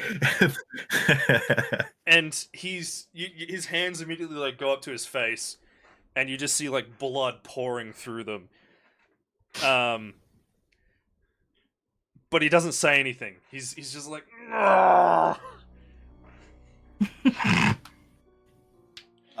Punch, like in anger, like just oh, I gotta get it out. Punch, immediate regret of like, oh shit, like I draw my fist back, and then quickly followed by, what the hell, Marcus? he's sitting there and he's like, he takes his hands away, and like his hands are just covered in blood, as is like the lower half of his face. Oh yeah, just shot out of him, yeah. And he spits, and he's like, yeah, trying to like catch some of this blood if he can. It's not working, of course. But he looks at you, and then he like looks around for the gun, and he actually starts scrambling for it. Oh no, no, no, no, no, no, no. No, no, no, no. Not in my house. Oh, no, that's gonna if he's going for the gun, I think I'll if he goes for the gun even after I hit him, because like the reaction to me hitting him was like I was hoping it was like the Henri where he like came to, but he's still conscious. He's grabbing for the gun. No, I'm like, if he's grabbing for the gun, I am going to step forward and hammer fist down on his fucking face again. Oh. Oh my God. No. Okay. Unfortunately, Marcus has found I found the target to get my angst and anxiety out, and unfortunately, it's Marcus. Fair enough. Okay, another brawl check, please. Back to skills. Brawl. There we go. Okay, so you go to hammer fist him, and even though he's like scrambling for the gun and he's like super fucking disoriented, he broke his nose. Bounce his head off the ground. Oh God. He sees it coming, and he sort of like puts up a hand to like try and to basically like parry the hit away. Soften. And he does so like successfully. Like he manages to like either like through like adrenaline or whatever, he brings his arm up and like knocks the hammer fist away. But you have delayed him a little bit. Yep. So how high is everybody's dex? Oh, Freck, High. yours is 80. Holy shit. Alright. Yeah. It is Yeah, right. I'm 50. Yeah, I'm It 50. is I'm your bruiser. turn to act, Freck. Okay. I'm very startled, but I scoop the, I get the papers in a stack and I just slap them on the desk. Yep. I move into action. I want to control the gun. Yep. So yeah, like the office hop isn't over huge. the There's hop over easily the enough guys. space to, Yeah. there's easily enough space to move and get past them all.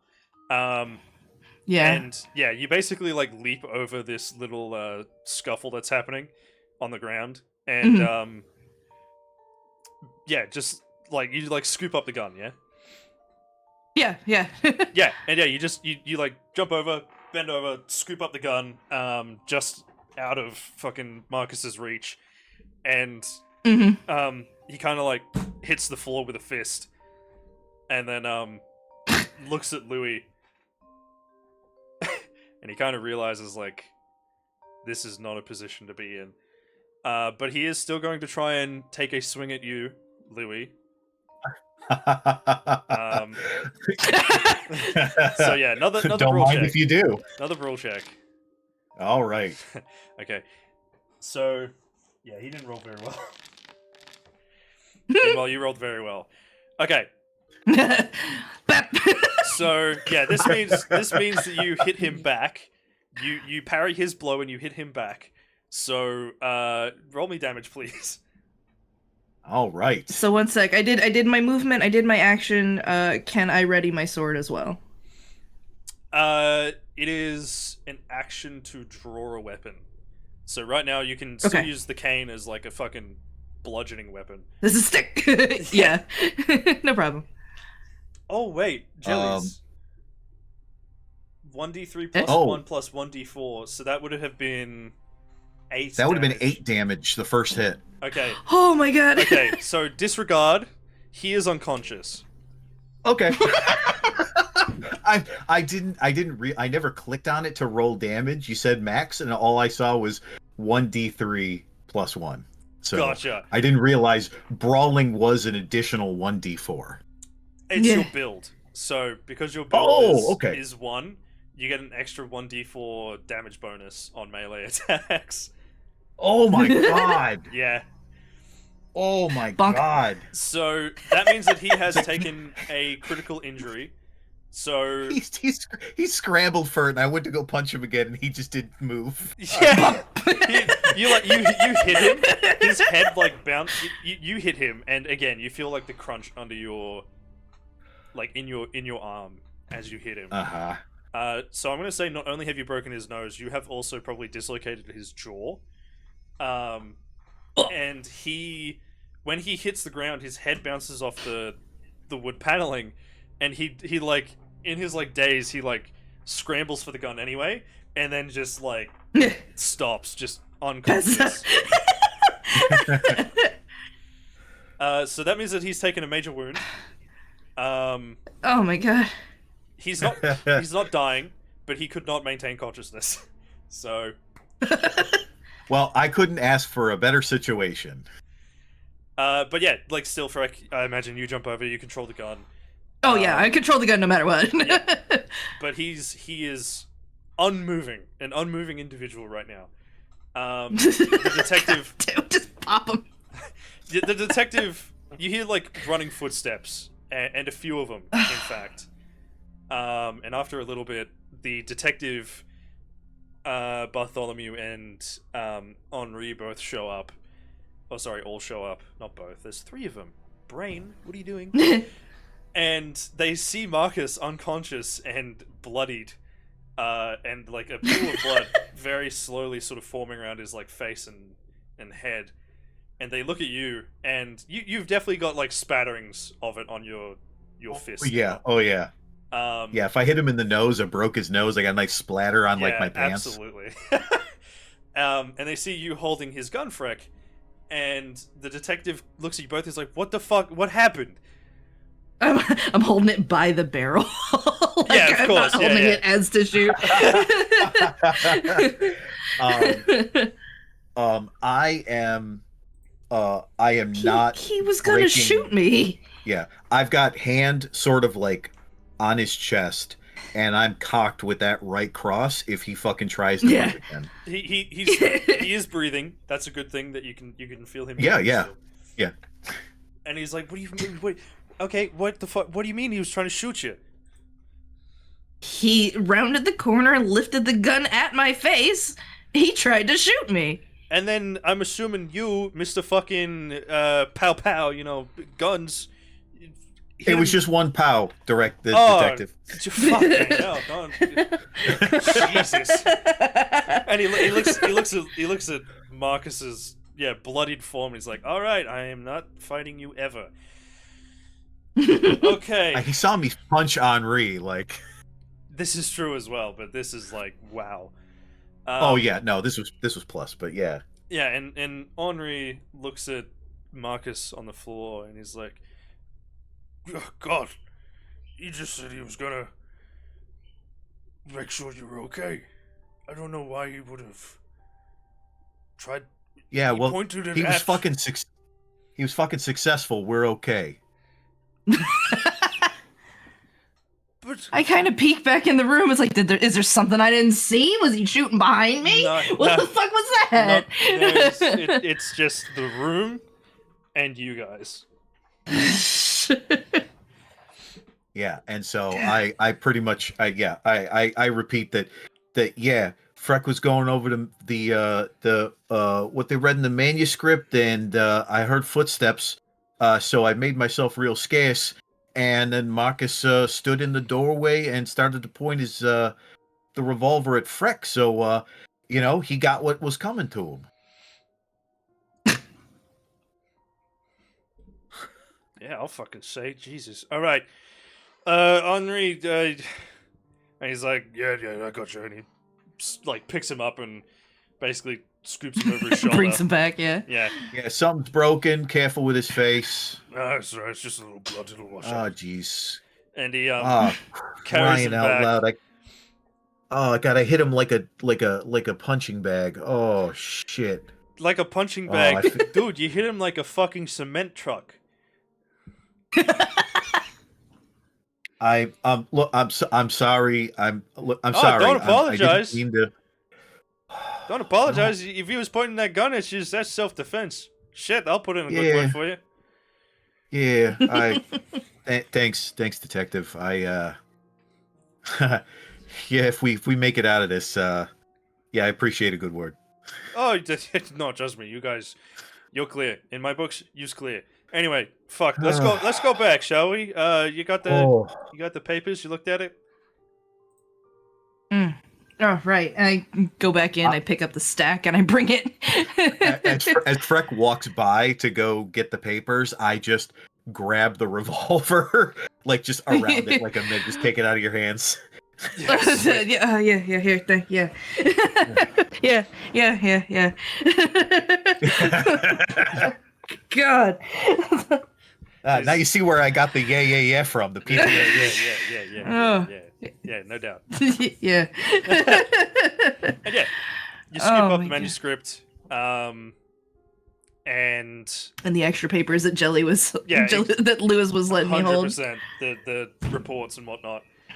And you head back to the lounge, and everyone's gathered up there now because fucking, you know, action. And the detective has, in the interim while you were away, decided to basically free Virginia from her restraints as well. Take her handcuffs, put them on Marcus. Exactly. Pretty much that's exactly what has happened. And oh my god. He sort of she's looking very like pensive, of course. But happy to be like, you know, freedom of movement and everything again. And she's sipping on like a Chardonnay. She deserves it. She can have the Chardonnay. But Henri has basically just like flopped the unconscious Marcus onto the floor, and the detectives quite rapidly like secured him. And then, wasting zero time, he like shakes his shoulder and he's like, "Hey, and he like smacks him on the cheek a couple times. He's like, "Hey, wake up!" And Marcus is just like, especially because his jaw is broken or dislocated. Yeah. And he looks around. And he's like, "Hey, anyone know how to reset a jaw?" I got experience, I but I don't know peek if I at can him. do it properly. It'll be perfect. You say that, and then I just reach out, and hold my hand out for the cane. Just I'll hold your stuff. Go off. Hold my flower. I got your flower, baby. Alright, roll first aid for me, please. First aid.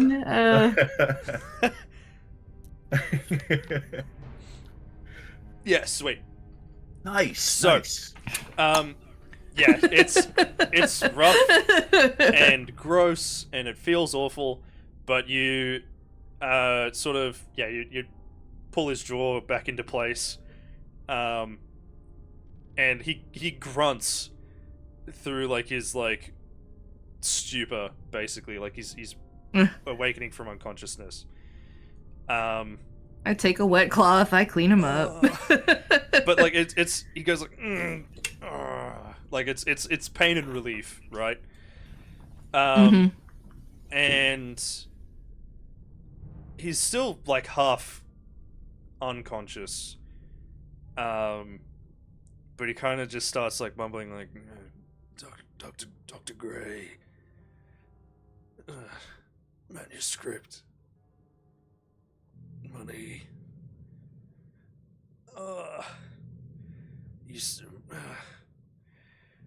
doctor, and he's trying to speak coherently, but he's just not quite there, you know? I repeat it louder. Dr. Gray's manuscript, money, what?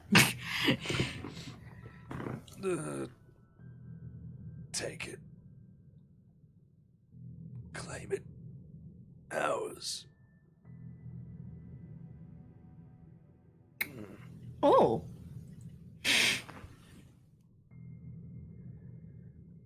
And he kind of coughs and then spits in this big glob of, congealed blood. Just, Gross. yeah. And then his eyes like flutter open a bit more. Not fully open, Yeah. His nose is broken and he's not too happy. But he looks around.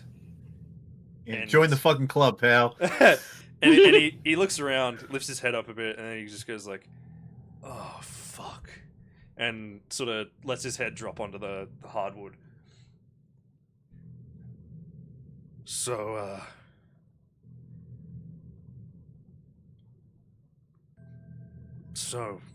what's the plan now, huh?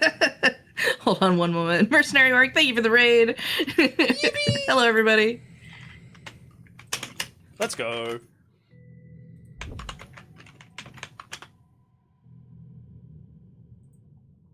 Work.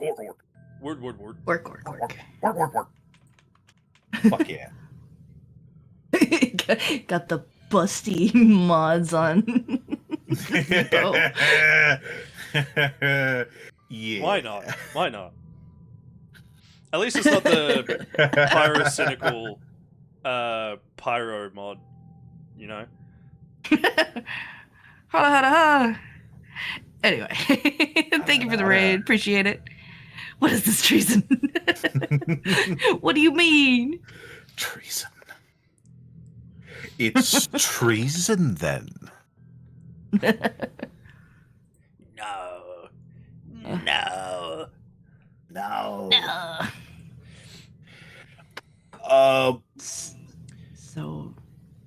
Okay, Stolen... What? So Marcus said, "What's the plan now?" Yes. Wait, what the hell do you mean? What's the plan, Marcus? Well, I figured. Was the plan to shoot us? Well, I suppose cat's out of the bag now. Yeah. Somebody wasn't under mind control of freaking demons, and I walk over to like like I'm gonna wrap him one. Like, yeah, okay, all right, and he all right. He looks at you strangely, like, what the fuck are you talking about? No. Do you think this is my blood on my pants? Oh, I can tell it's mine, but my point still stands. What demon? What? No, the doctor and I, we were going to publish that book and take it as our own. It's going to be good money, good fame. And the doctor's still Finally. tied up in here, correct? Yes. Still unconscious. All right. I said, well, okay. Money. Money I can understand. Like, wanting to steal something from somebody, that ain't too keen. I ain't too keen on that. But I can understand that sort of motive. That doesn't freaking explain who shot the doctor. We didn't. That was I'll be honest. The deal was a lot more impromptu than it seems. Especially when he went a bit off the rails. That wasn't supposed to happen. But yes, the plan was we would take that manuscript and in lieu of the good doctor, we would publish it. Dr. Gray would get most of the credit, of course. I would get partial, but that's still royalty and a little bit of fame. Especially for the good doctor. Okay. All right. He didn't tell you he's been having it hard lately. It's gonna keep being hard for that old son of a bitch. It seems so. You hit hard. Yeah, well, consider yourself tough, because you ain't dead. I kind of wish I was. Yeah, I bet you do. So... Oh, fuck. You're just gonna keep me here then? Detective's right there. He's got my confession. Yeah, I'm definitely gonna let him take you in. And he's like, oh, I'm gonna do so with fucking pleasure. Good. You fucking scumbag. Both of these.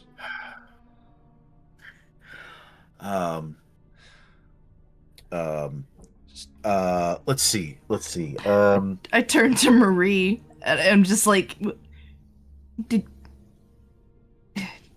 you know about that? Did you pay her? What? What, the maid? No. I mean, the saying is the butler did it, but the help ain't far off. Oh, neither of them. No, it was just the doctor and I. We figured the more people we got in, the more risk we had. Especially with everything going on. Well, yeah, you have to share the profits. I get that. Oh, it wasn't about the profits. It was whether they fucking snitched. All right. God. That still doesn't connect. Yeah, just taking a tally. Everybody's in the room. Yes. So Henri's with us. Like detectives here, obviously. Chef Steven, Yes. is he in here with us as well? Yes, he is. Ah, fuck. He's All right. here in the bar. Yeah.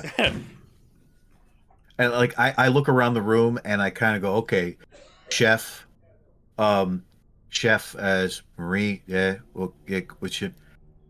Ah, shit. Has anybody checked on Dr. Powell anytime soon? Oh. No. Oh, Jesus! And I walk out to go check on Dr. Powell. Like I just remembered. You were like, oh yeah, that's right, he got shot. Oh shit. He is. It almost looks like he's sleeping quite soundly. Like the sweat has the fever has broken. And he looks calm. To your untrained yet experienced eye, Louis, he looks like he is probably going to be okay. And Freck, to your somewhat trained and experienced eye, you think that he will definitely make it for the paramedics and the hospital. Your timely Okay. intervention has definitely helped him significantly. Yay! He's still not well. He is still not conscious, but he is looking much better. Like there's some more color coming back to his face and everything, and his skin. He's not breathing as heavy or as shallow, that sort of thing. Yeah. All right. Okay. Okay. He's okay. Okay. What? Still Okay, latched what- down. Still latched down. Okay. Okay. Okay. Yeah. Okay. Shit. Okay. Oh, frick! The skull. Did you say something about the skull like being carved and stuff on the inside? Yeah, there was I saw carvings on the inside. I also saw a weird carving on the outside, but yeah. You said something about like a ritual to what, cleanse it, like clean it. Yes. I like go back to the papers and kind of shuffle through them. Yeah. So it's not really step by step because this is like Dr. Powell's retelling of what he heard, right? Right. But when he was talking to the shamans about it, their ritual involved scoring the inside yourself, disrupting whatever arcane magics were embedded in it, and the final step, the absolute final step, was burning it. Right. I'm sure we got. Well, I mean, we've got this fire right here in the lounge room. Indeed you do. Yeah. Sorry. So, disrupting the magic that is already on it, marking for cleansing, and then burning it. Okay, so let's go do that. Let's go do that, eh?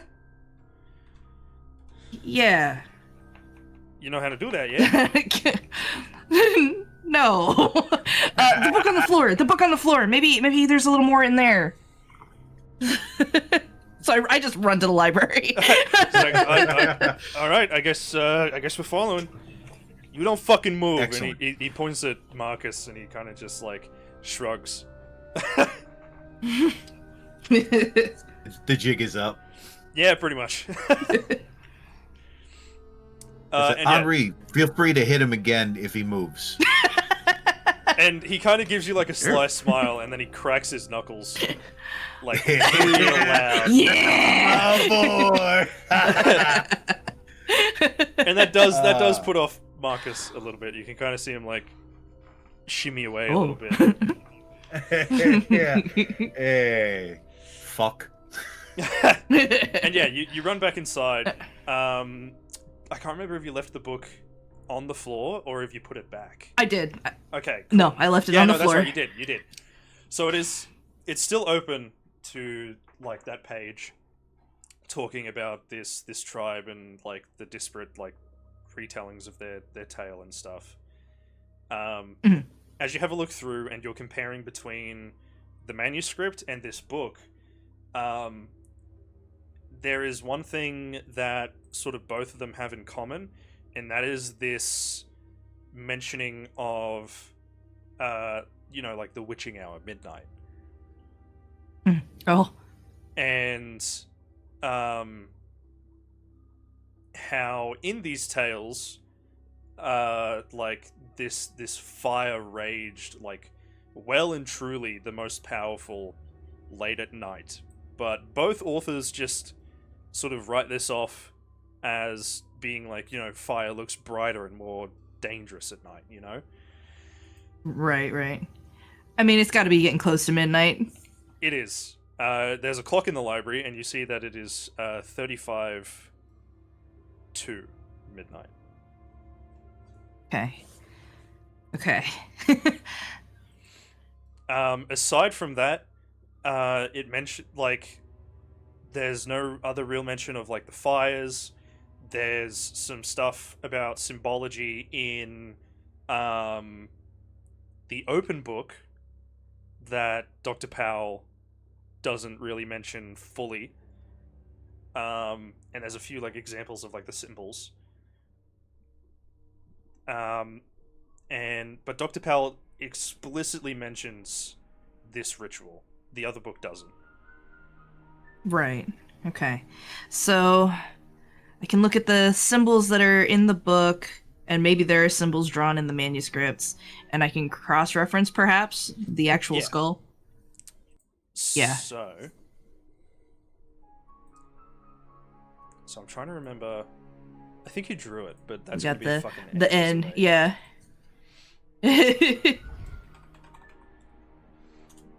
I mean, I saved it, so if you want. Oh, did you save it? Yeah, that'd be great. Oh yeah, of course I did. Copy image, put it in our chat. Ta-da. Yeah, perfect. So yeah, this is the symbol on the skull, basically. Thank you. In the book, there's a couple others. And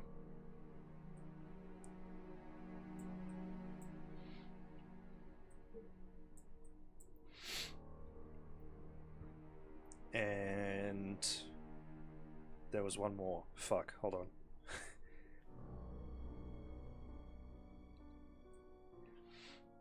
And just the N on its own. That was it. So, yeah, looking at the examples that it gives, they don't know exactly what each of them means. Mhm.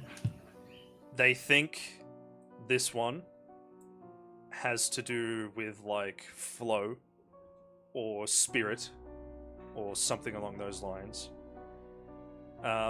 They relate this one to, like, demonic symbology, like Satanistic symbology from, like in biblical terms, and they equate this one to similar symbology in like the Bible and Satanist circles. So basically, potentially, the author posits they are symbols for, like, demon or unholy or something along those lines. But there's no mention of these, like, concentric circles or what they might mean. Okay. And I'm saying this aloud. So, they definitely have a actual demon style influence, I guess. The ritual says that I need to disrupt the evil on it and then make some more of the other markings, but I don't know what other markings need to be made on the inside. I have an idea what to do to the N, but and I just kind of trail off. Okay, I see a problem with this idea. We can't even get close to the thing, let alone touch it. I mean, We can't? Well, you saw what happened to the, Dr. Gray out there when he touched it, or at least we think he touched it, right? Yeah. Well, we had to. Well, I mean, you were there. We wrapped it up and put it down in the ice box. Like, yeah, and we're like, I'm still not. I'm not all messed up. Like we just go get it. Okay. All right, let's do it. Let's go. Let's go. We got. Oh, Freck, by the way, if you minimize your character sheet, the other 3 symbols are drawn. Huh! So they are.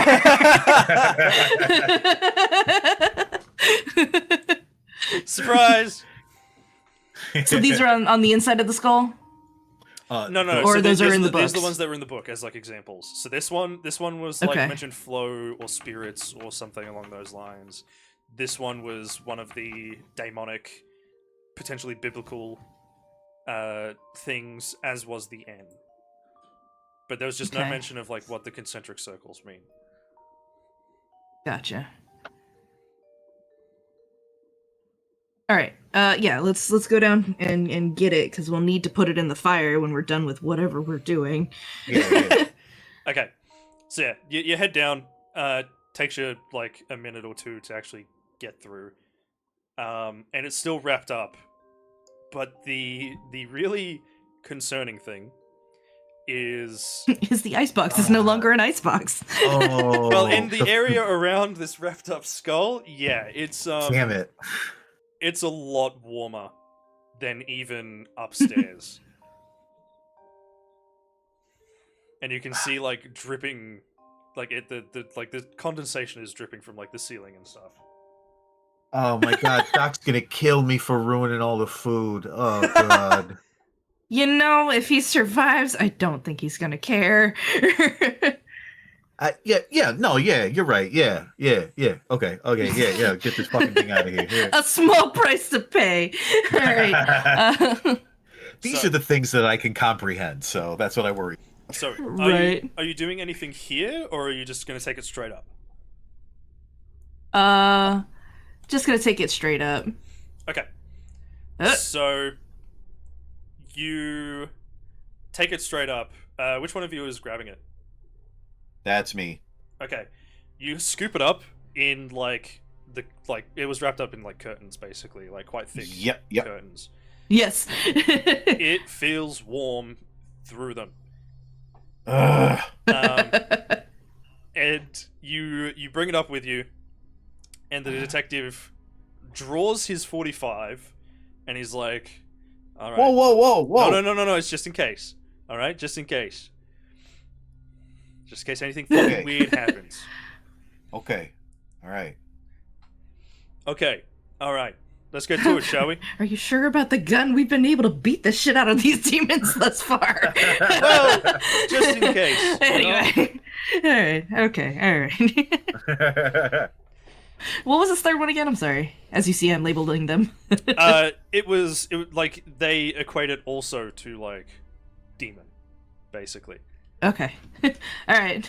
but like a different, potentially a different form of demon or something. Also demon.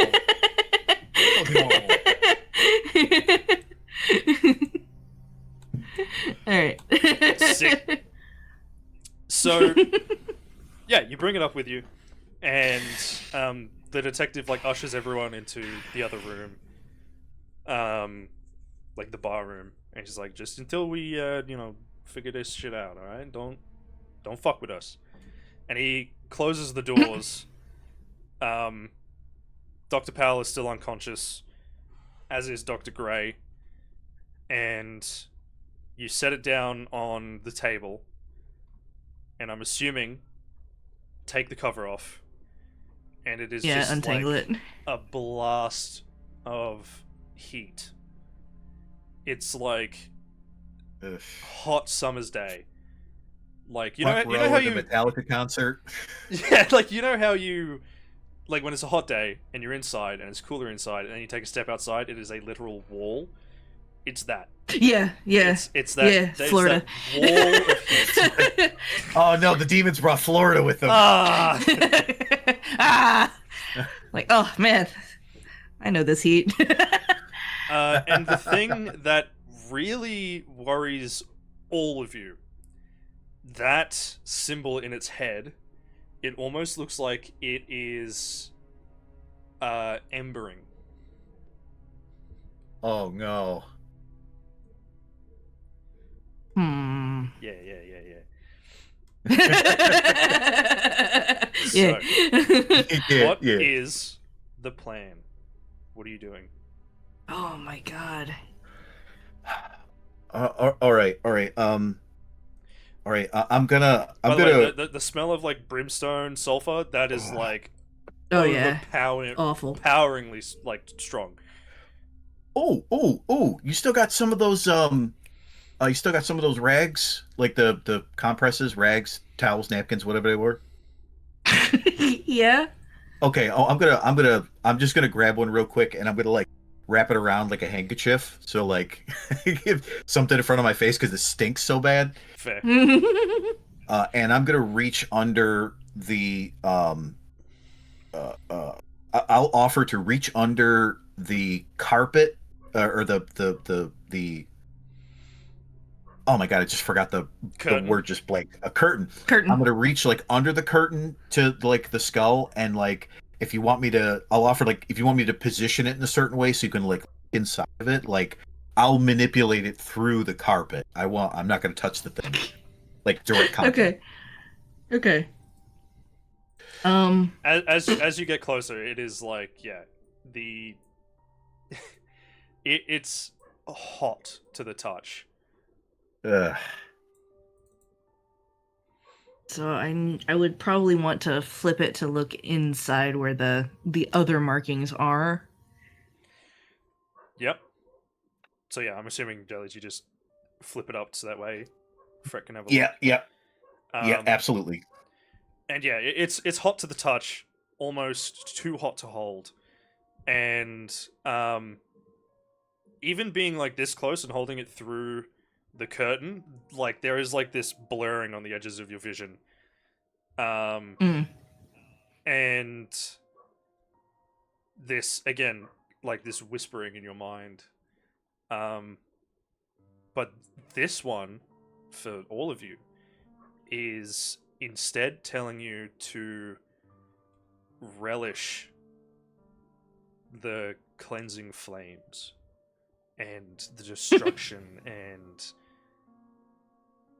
just things like that. It's No, just, you. it's almost like Nice. goading you.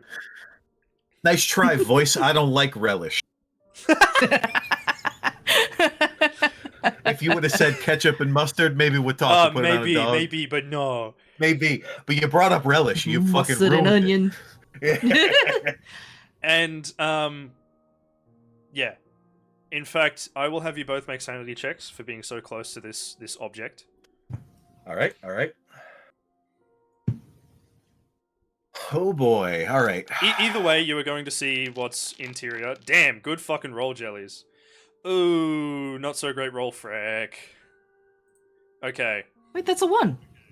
Oh, was it? Did you roll the 1? I thought Louis rolled the. My I bad. rolled the Freck 1. Sorry. Freck aced it. Sorry. I My bad. failed it. Okay. I was like, wait, what? Ah, fuck. Okay.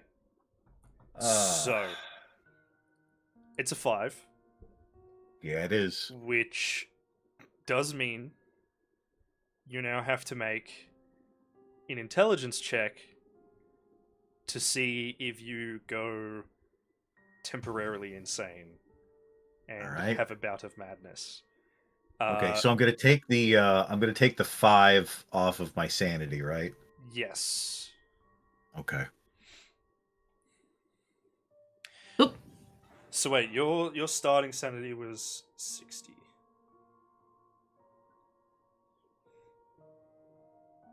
Yeah, it said like you said I get to a certain number, like I lose a certain number Okay. in a day.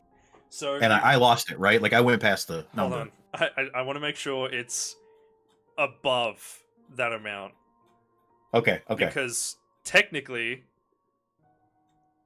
if you lose, if it's on, you've lost 12, which is a fifth of your total, which means Yeah. that you are indefinitely insane, and that is like Bad. regardless. Not good. Bad. If it's above, then you're not quite insane. Okay, it is a 5th or more. So you are indefinitely insane. Aw, make it to break it, fuck! So, this means that you have a bout of madness. Oh boy. I will say, given how high-strung you are, and how your first instinct is fight, Uh-oh. this voice in your head basically telling you that it's okay to Embrace the enjoy power. that and that sort of thing. You're not going to fully believe it, but you are going to become incredibly angry. I'm gonna lash out. Yes, you are indeed going to lash out. I'm in danger. Okay, I will say that rather than lashing out at a person, you are going to lash out at this skull and this thing that you know has caused all these problems. You are going to, while you are holding it, and Freck is looking on the inside, you are going to continue lifting it up, and you are just going to fucking throw it as hard as you can at, like, the wall, at the floor, into the fire, like, wherever you can. It's gonna be the fire. It's gonna be the fire. You are throwing this into the fire. You pick it up, and there's just this look of, like, determination on your face, and just sheer rage. And even the detective is like, "Hey, Louis, Louis, put it down, bud." And you just fucking throw it with all your force into the fire, and it clatters, and there's like this sparking of embers as it hits, as it lands in the fire. Oh no! And the detective's eyes widen. And I would say you're probably still not done. You want to ensure this thing is, like, destroyed. You still have the 38 on you, yes? Yeah.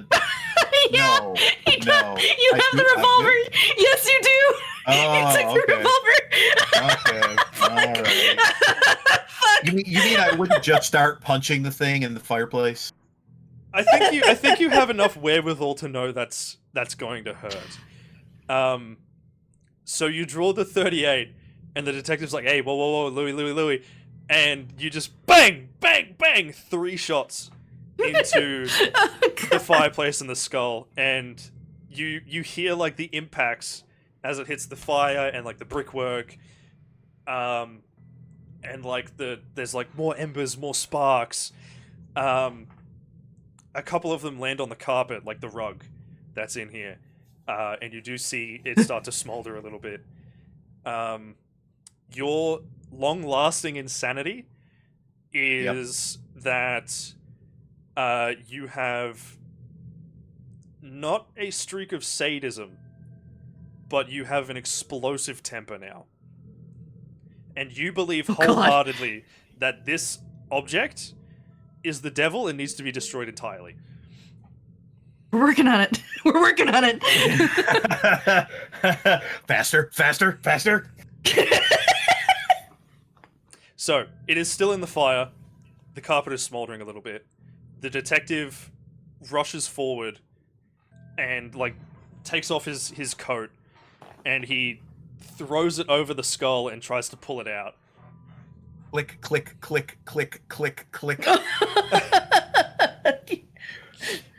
Get that fucking thing off him! Yeah. Just take the gun, buddy. You okay? What the fuck? Oh, you could try to take the gun. True. I put my hand on the gun. And stop the revolving part. Like, hey. Yeah. What the fuck? And I know you're still trying to pull at it, but it's not clicking anymore. It's not turning.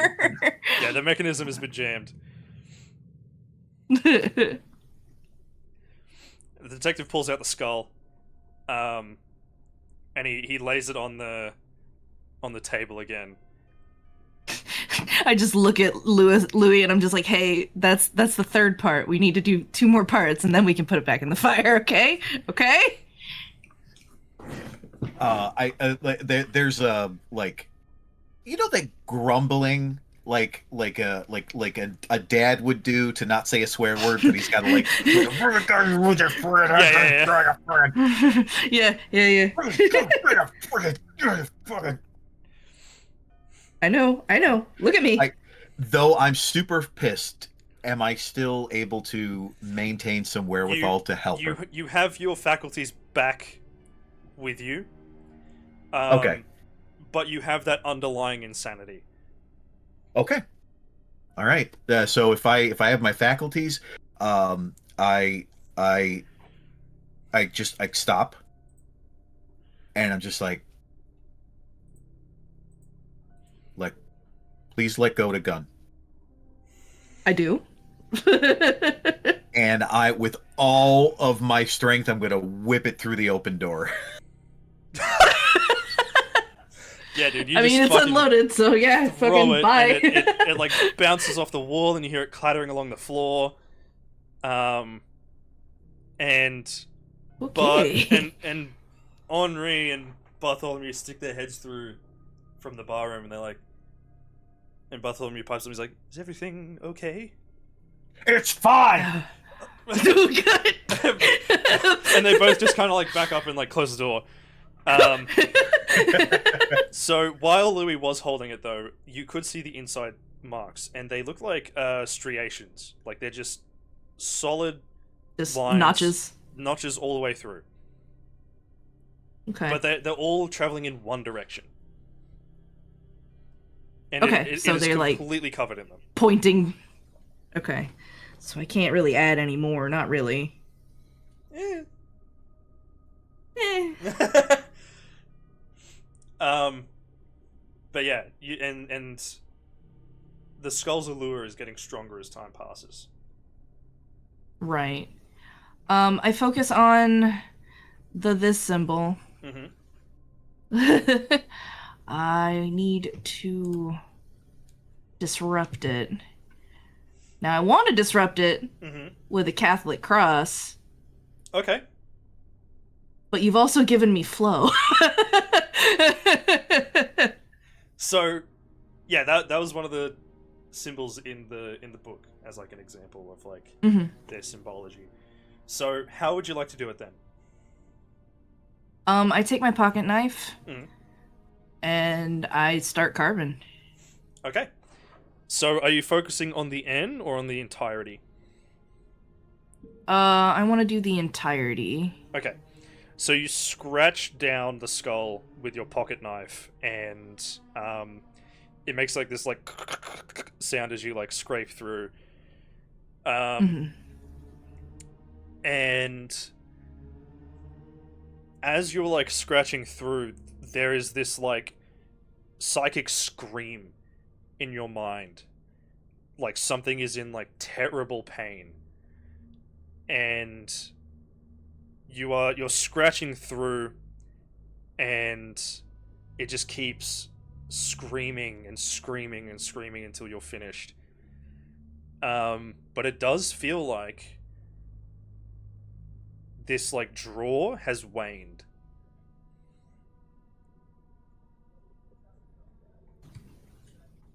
Cool.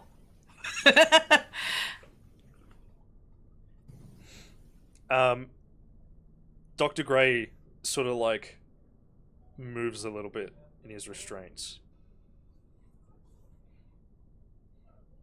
Oh. Hey, Oh, do I have to kill Dr. Gray? hey, oh no. He looks at the detective looks at the clock and he's like, "Hey, we're running out of time here. Midnight's a big thing." Right. God. What are you looking at Gray for? I think the purification is.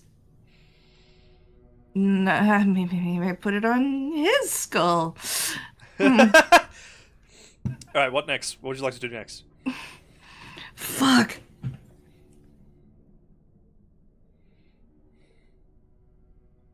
So. Fuck. Well, you gotta I- do something to Doc. Dr. Gray. Yeah, Yeah. yeah. Guys, yeah. Sorry, I'll call him Gray. I keep calling. I want to call Dr. Paul Doc. Yeah. You gotta do something to Gray. What do you gotta do? There's a purification process. Um, there's supposed to be marks inside the skull, and there's so many already inside this one. I don't know if I should add more or.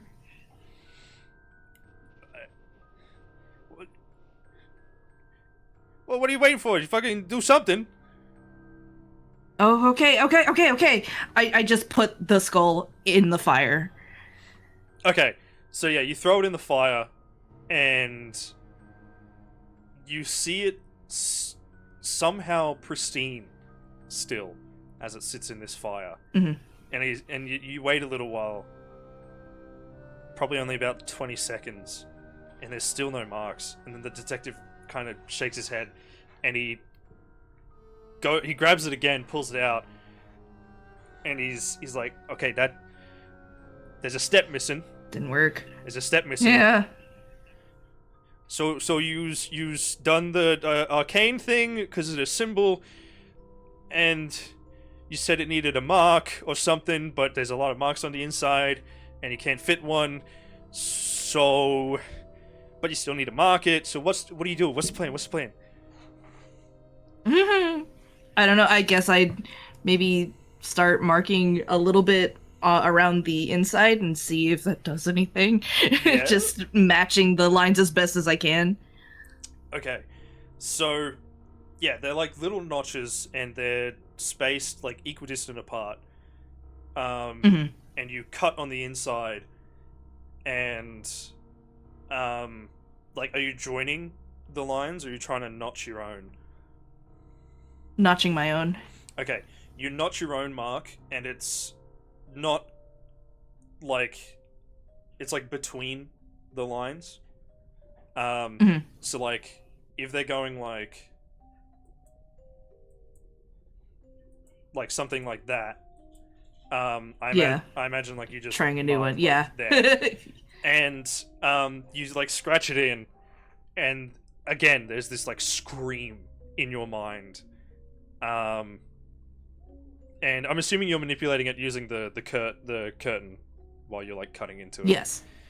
As you cut into it, like, your hand burns through the curtain. So 1 hit point of damage. Ew. It properly burns you.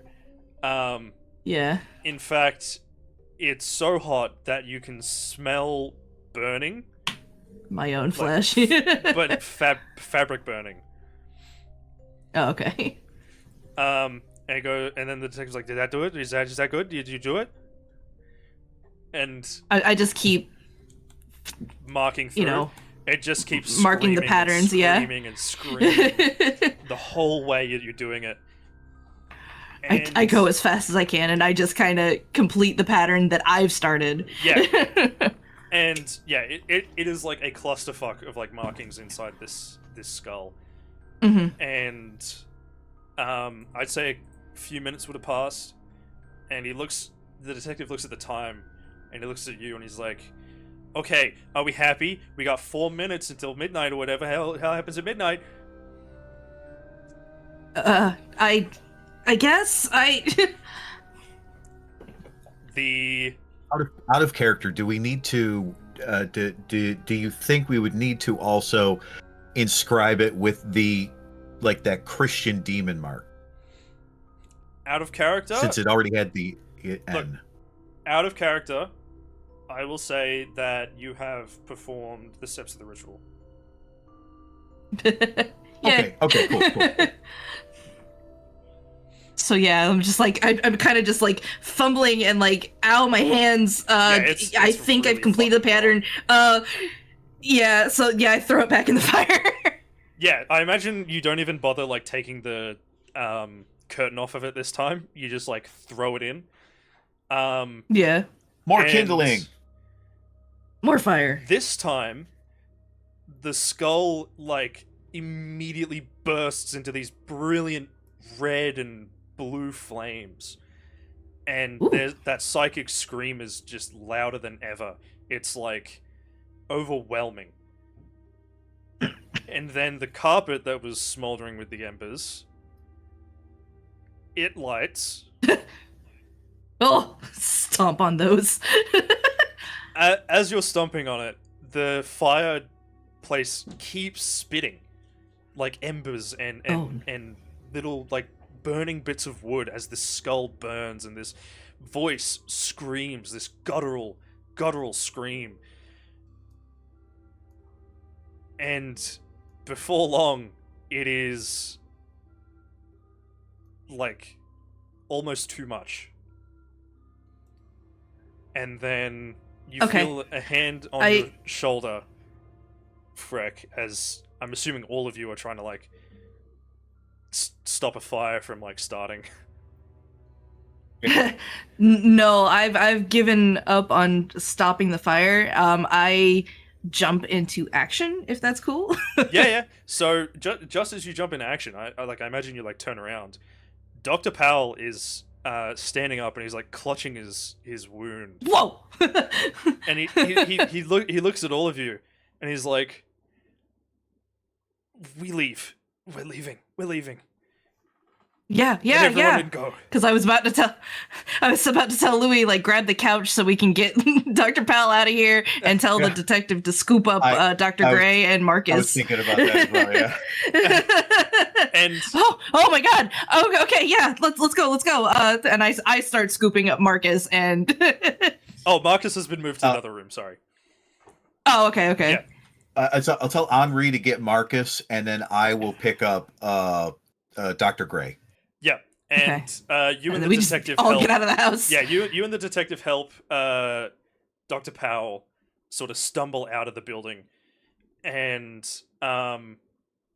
you all stumble out as like the fire builds, and there's this final like screech as like the windows of the lounge room like burst with like flame.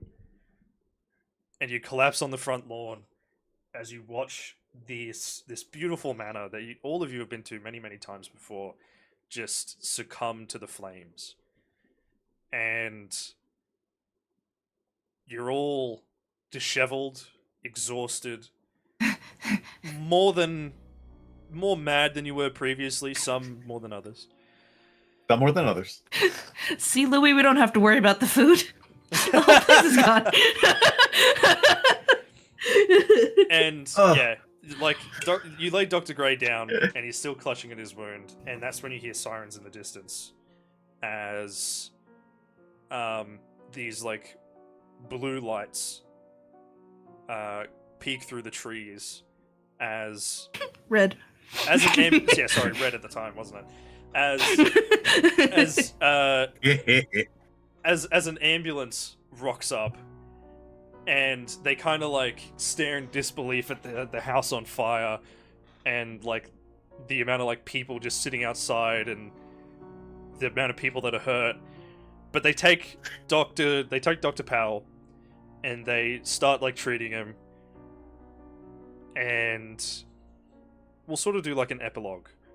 The detective sort of explains everything as rationally as he can.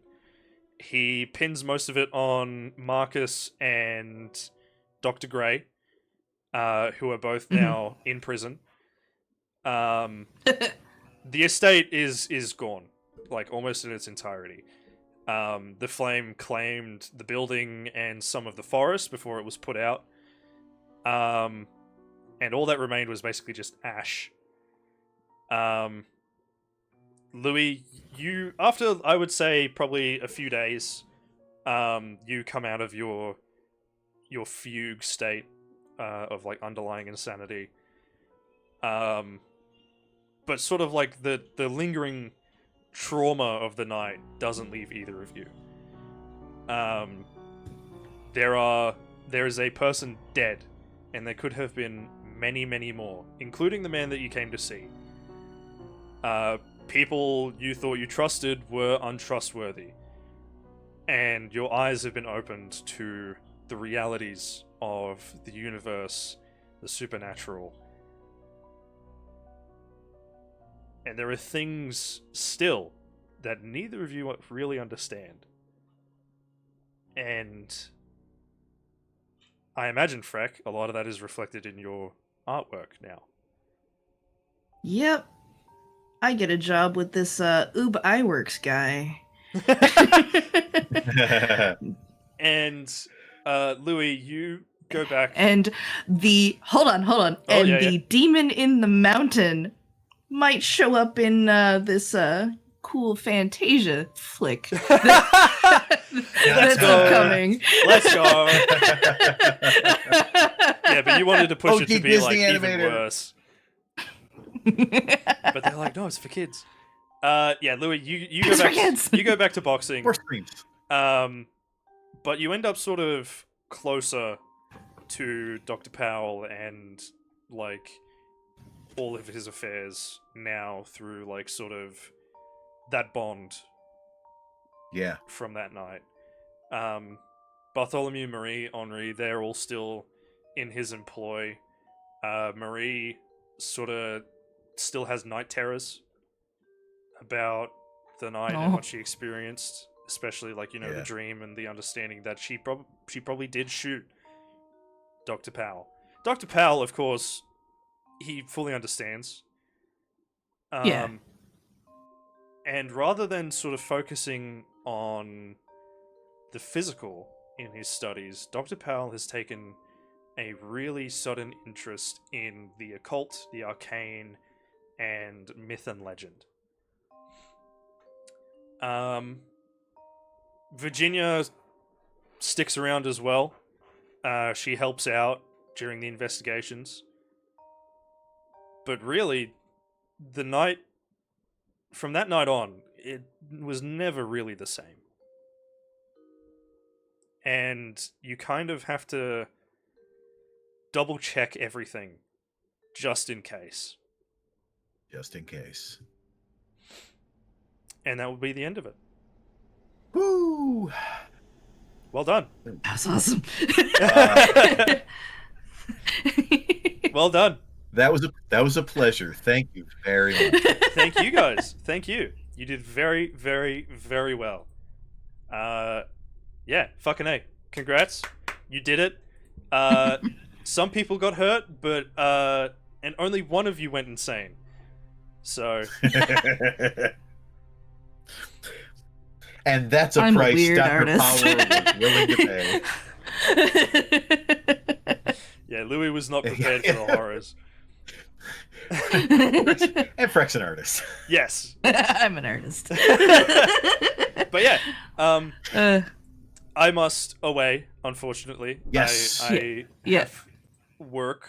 I cry, I Go weep. work. But yeah, thank you guys very much. I'm keen for more at some point, even if Hell I'm yeah. not the one running it. Yeah, maybe. Even other There might systems. Yeah. More of this. But yeah, no. Yeah, Yippee. that was great. Thank you guys.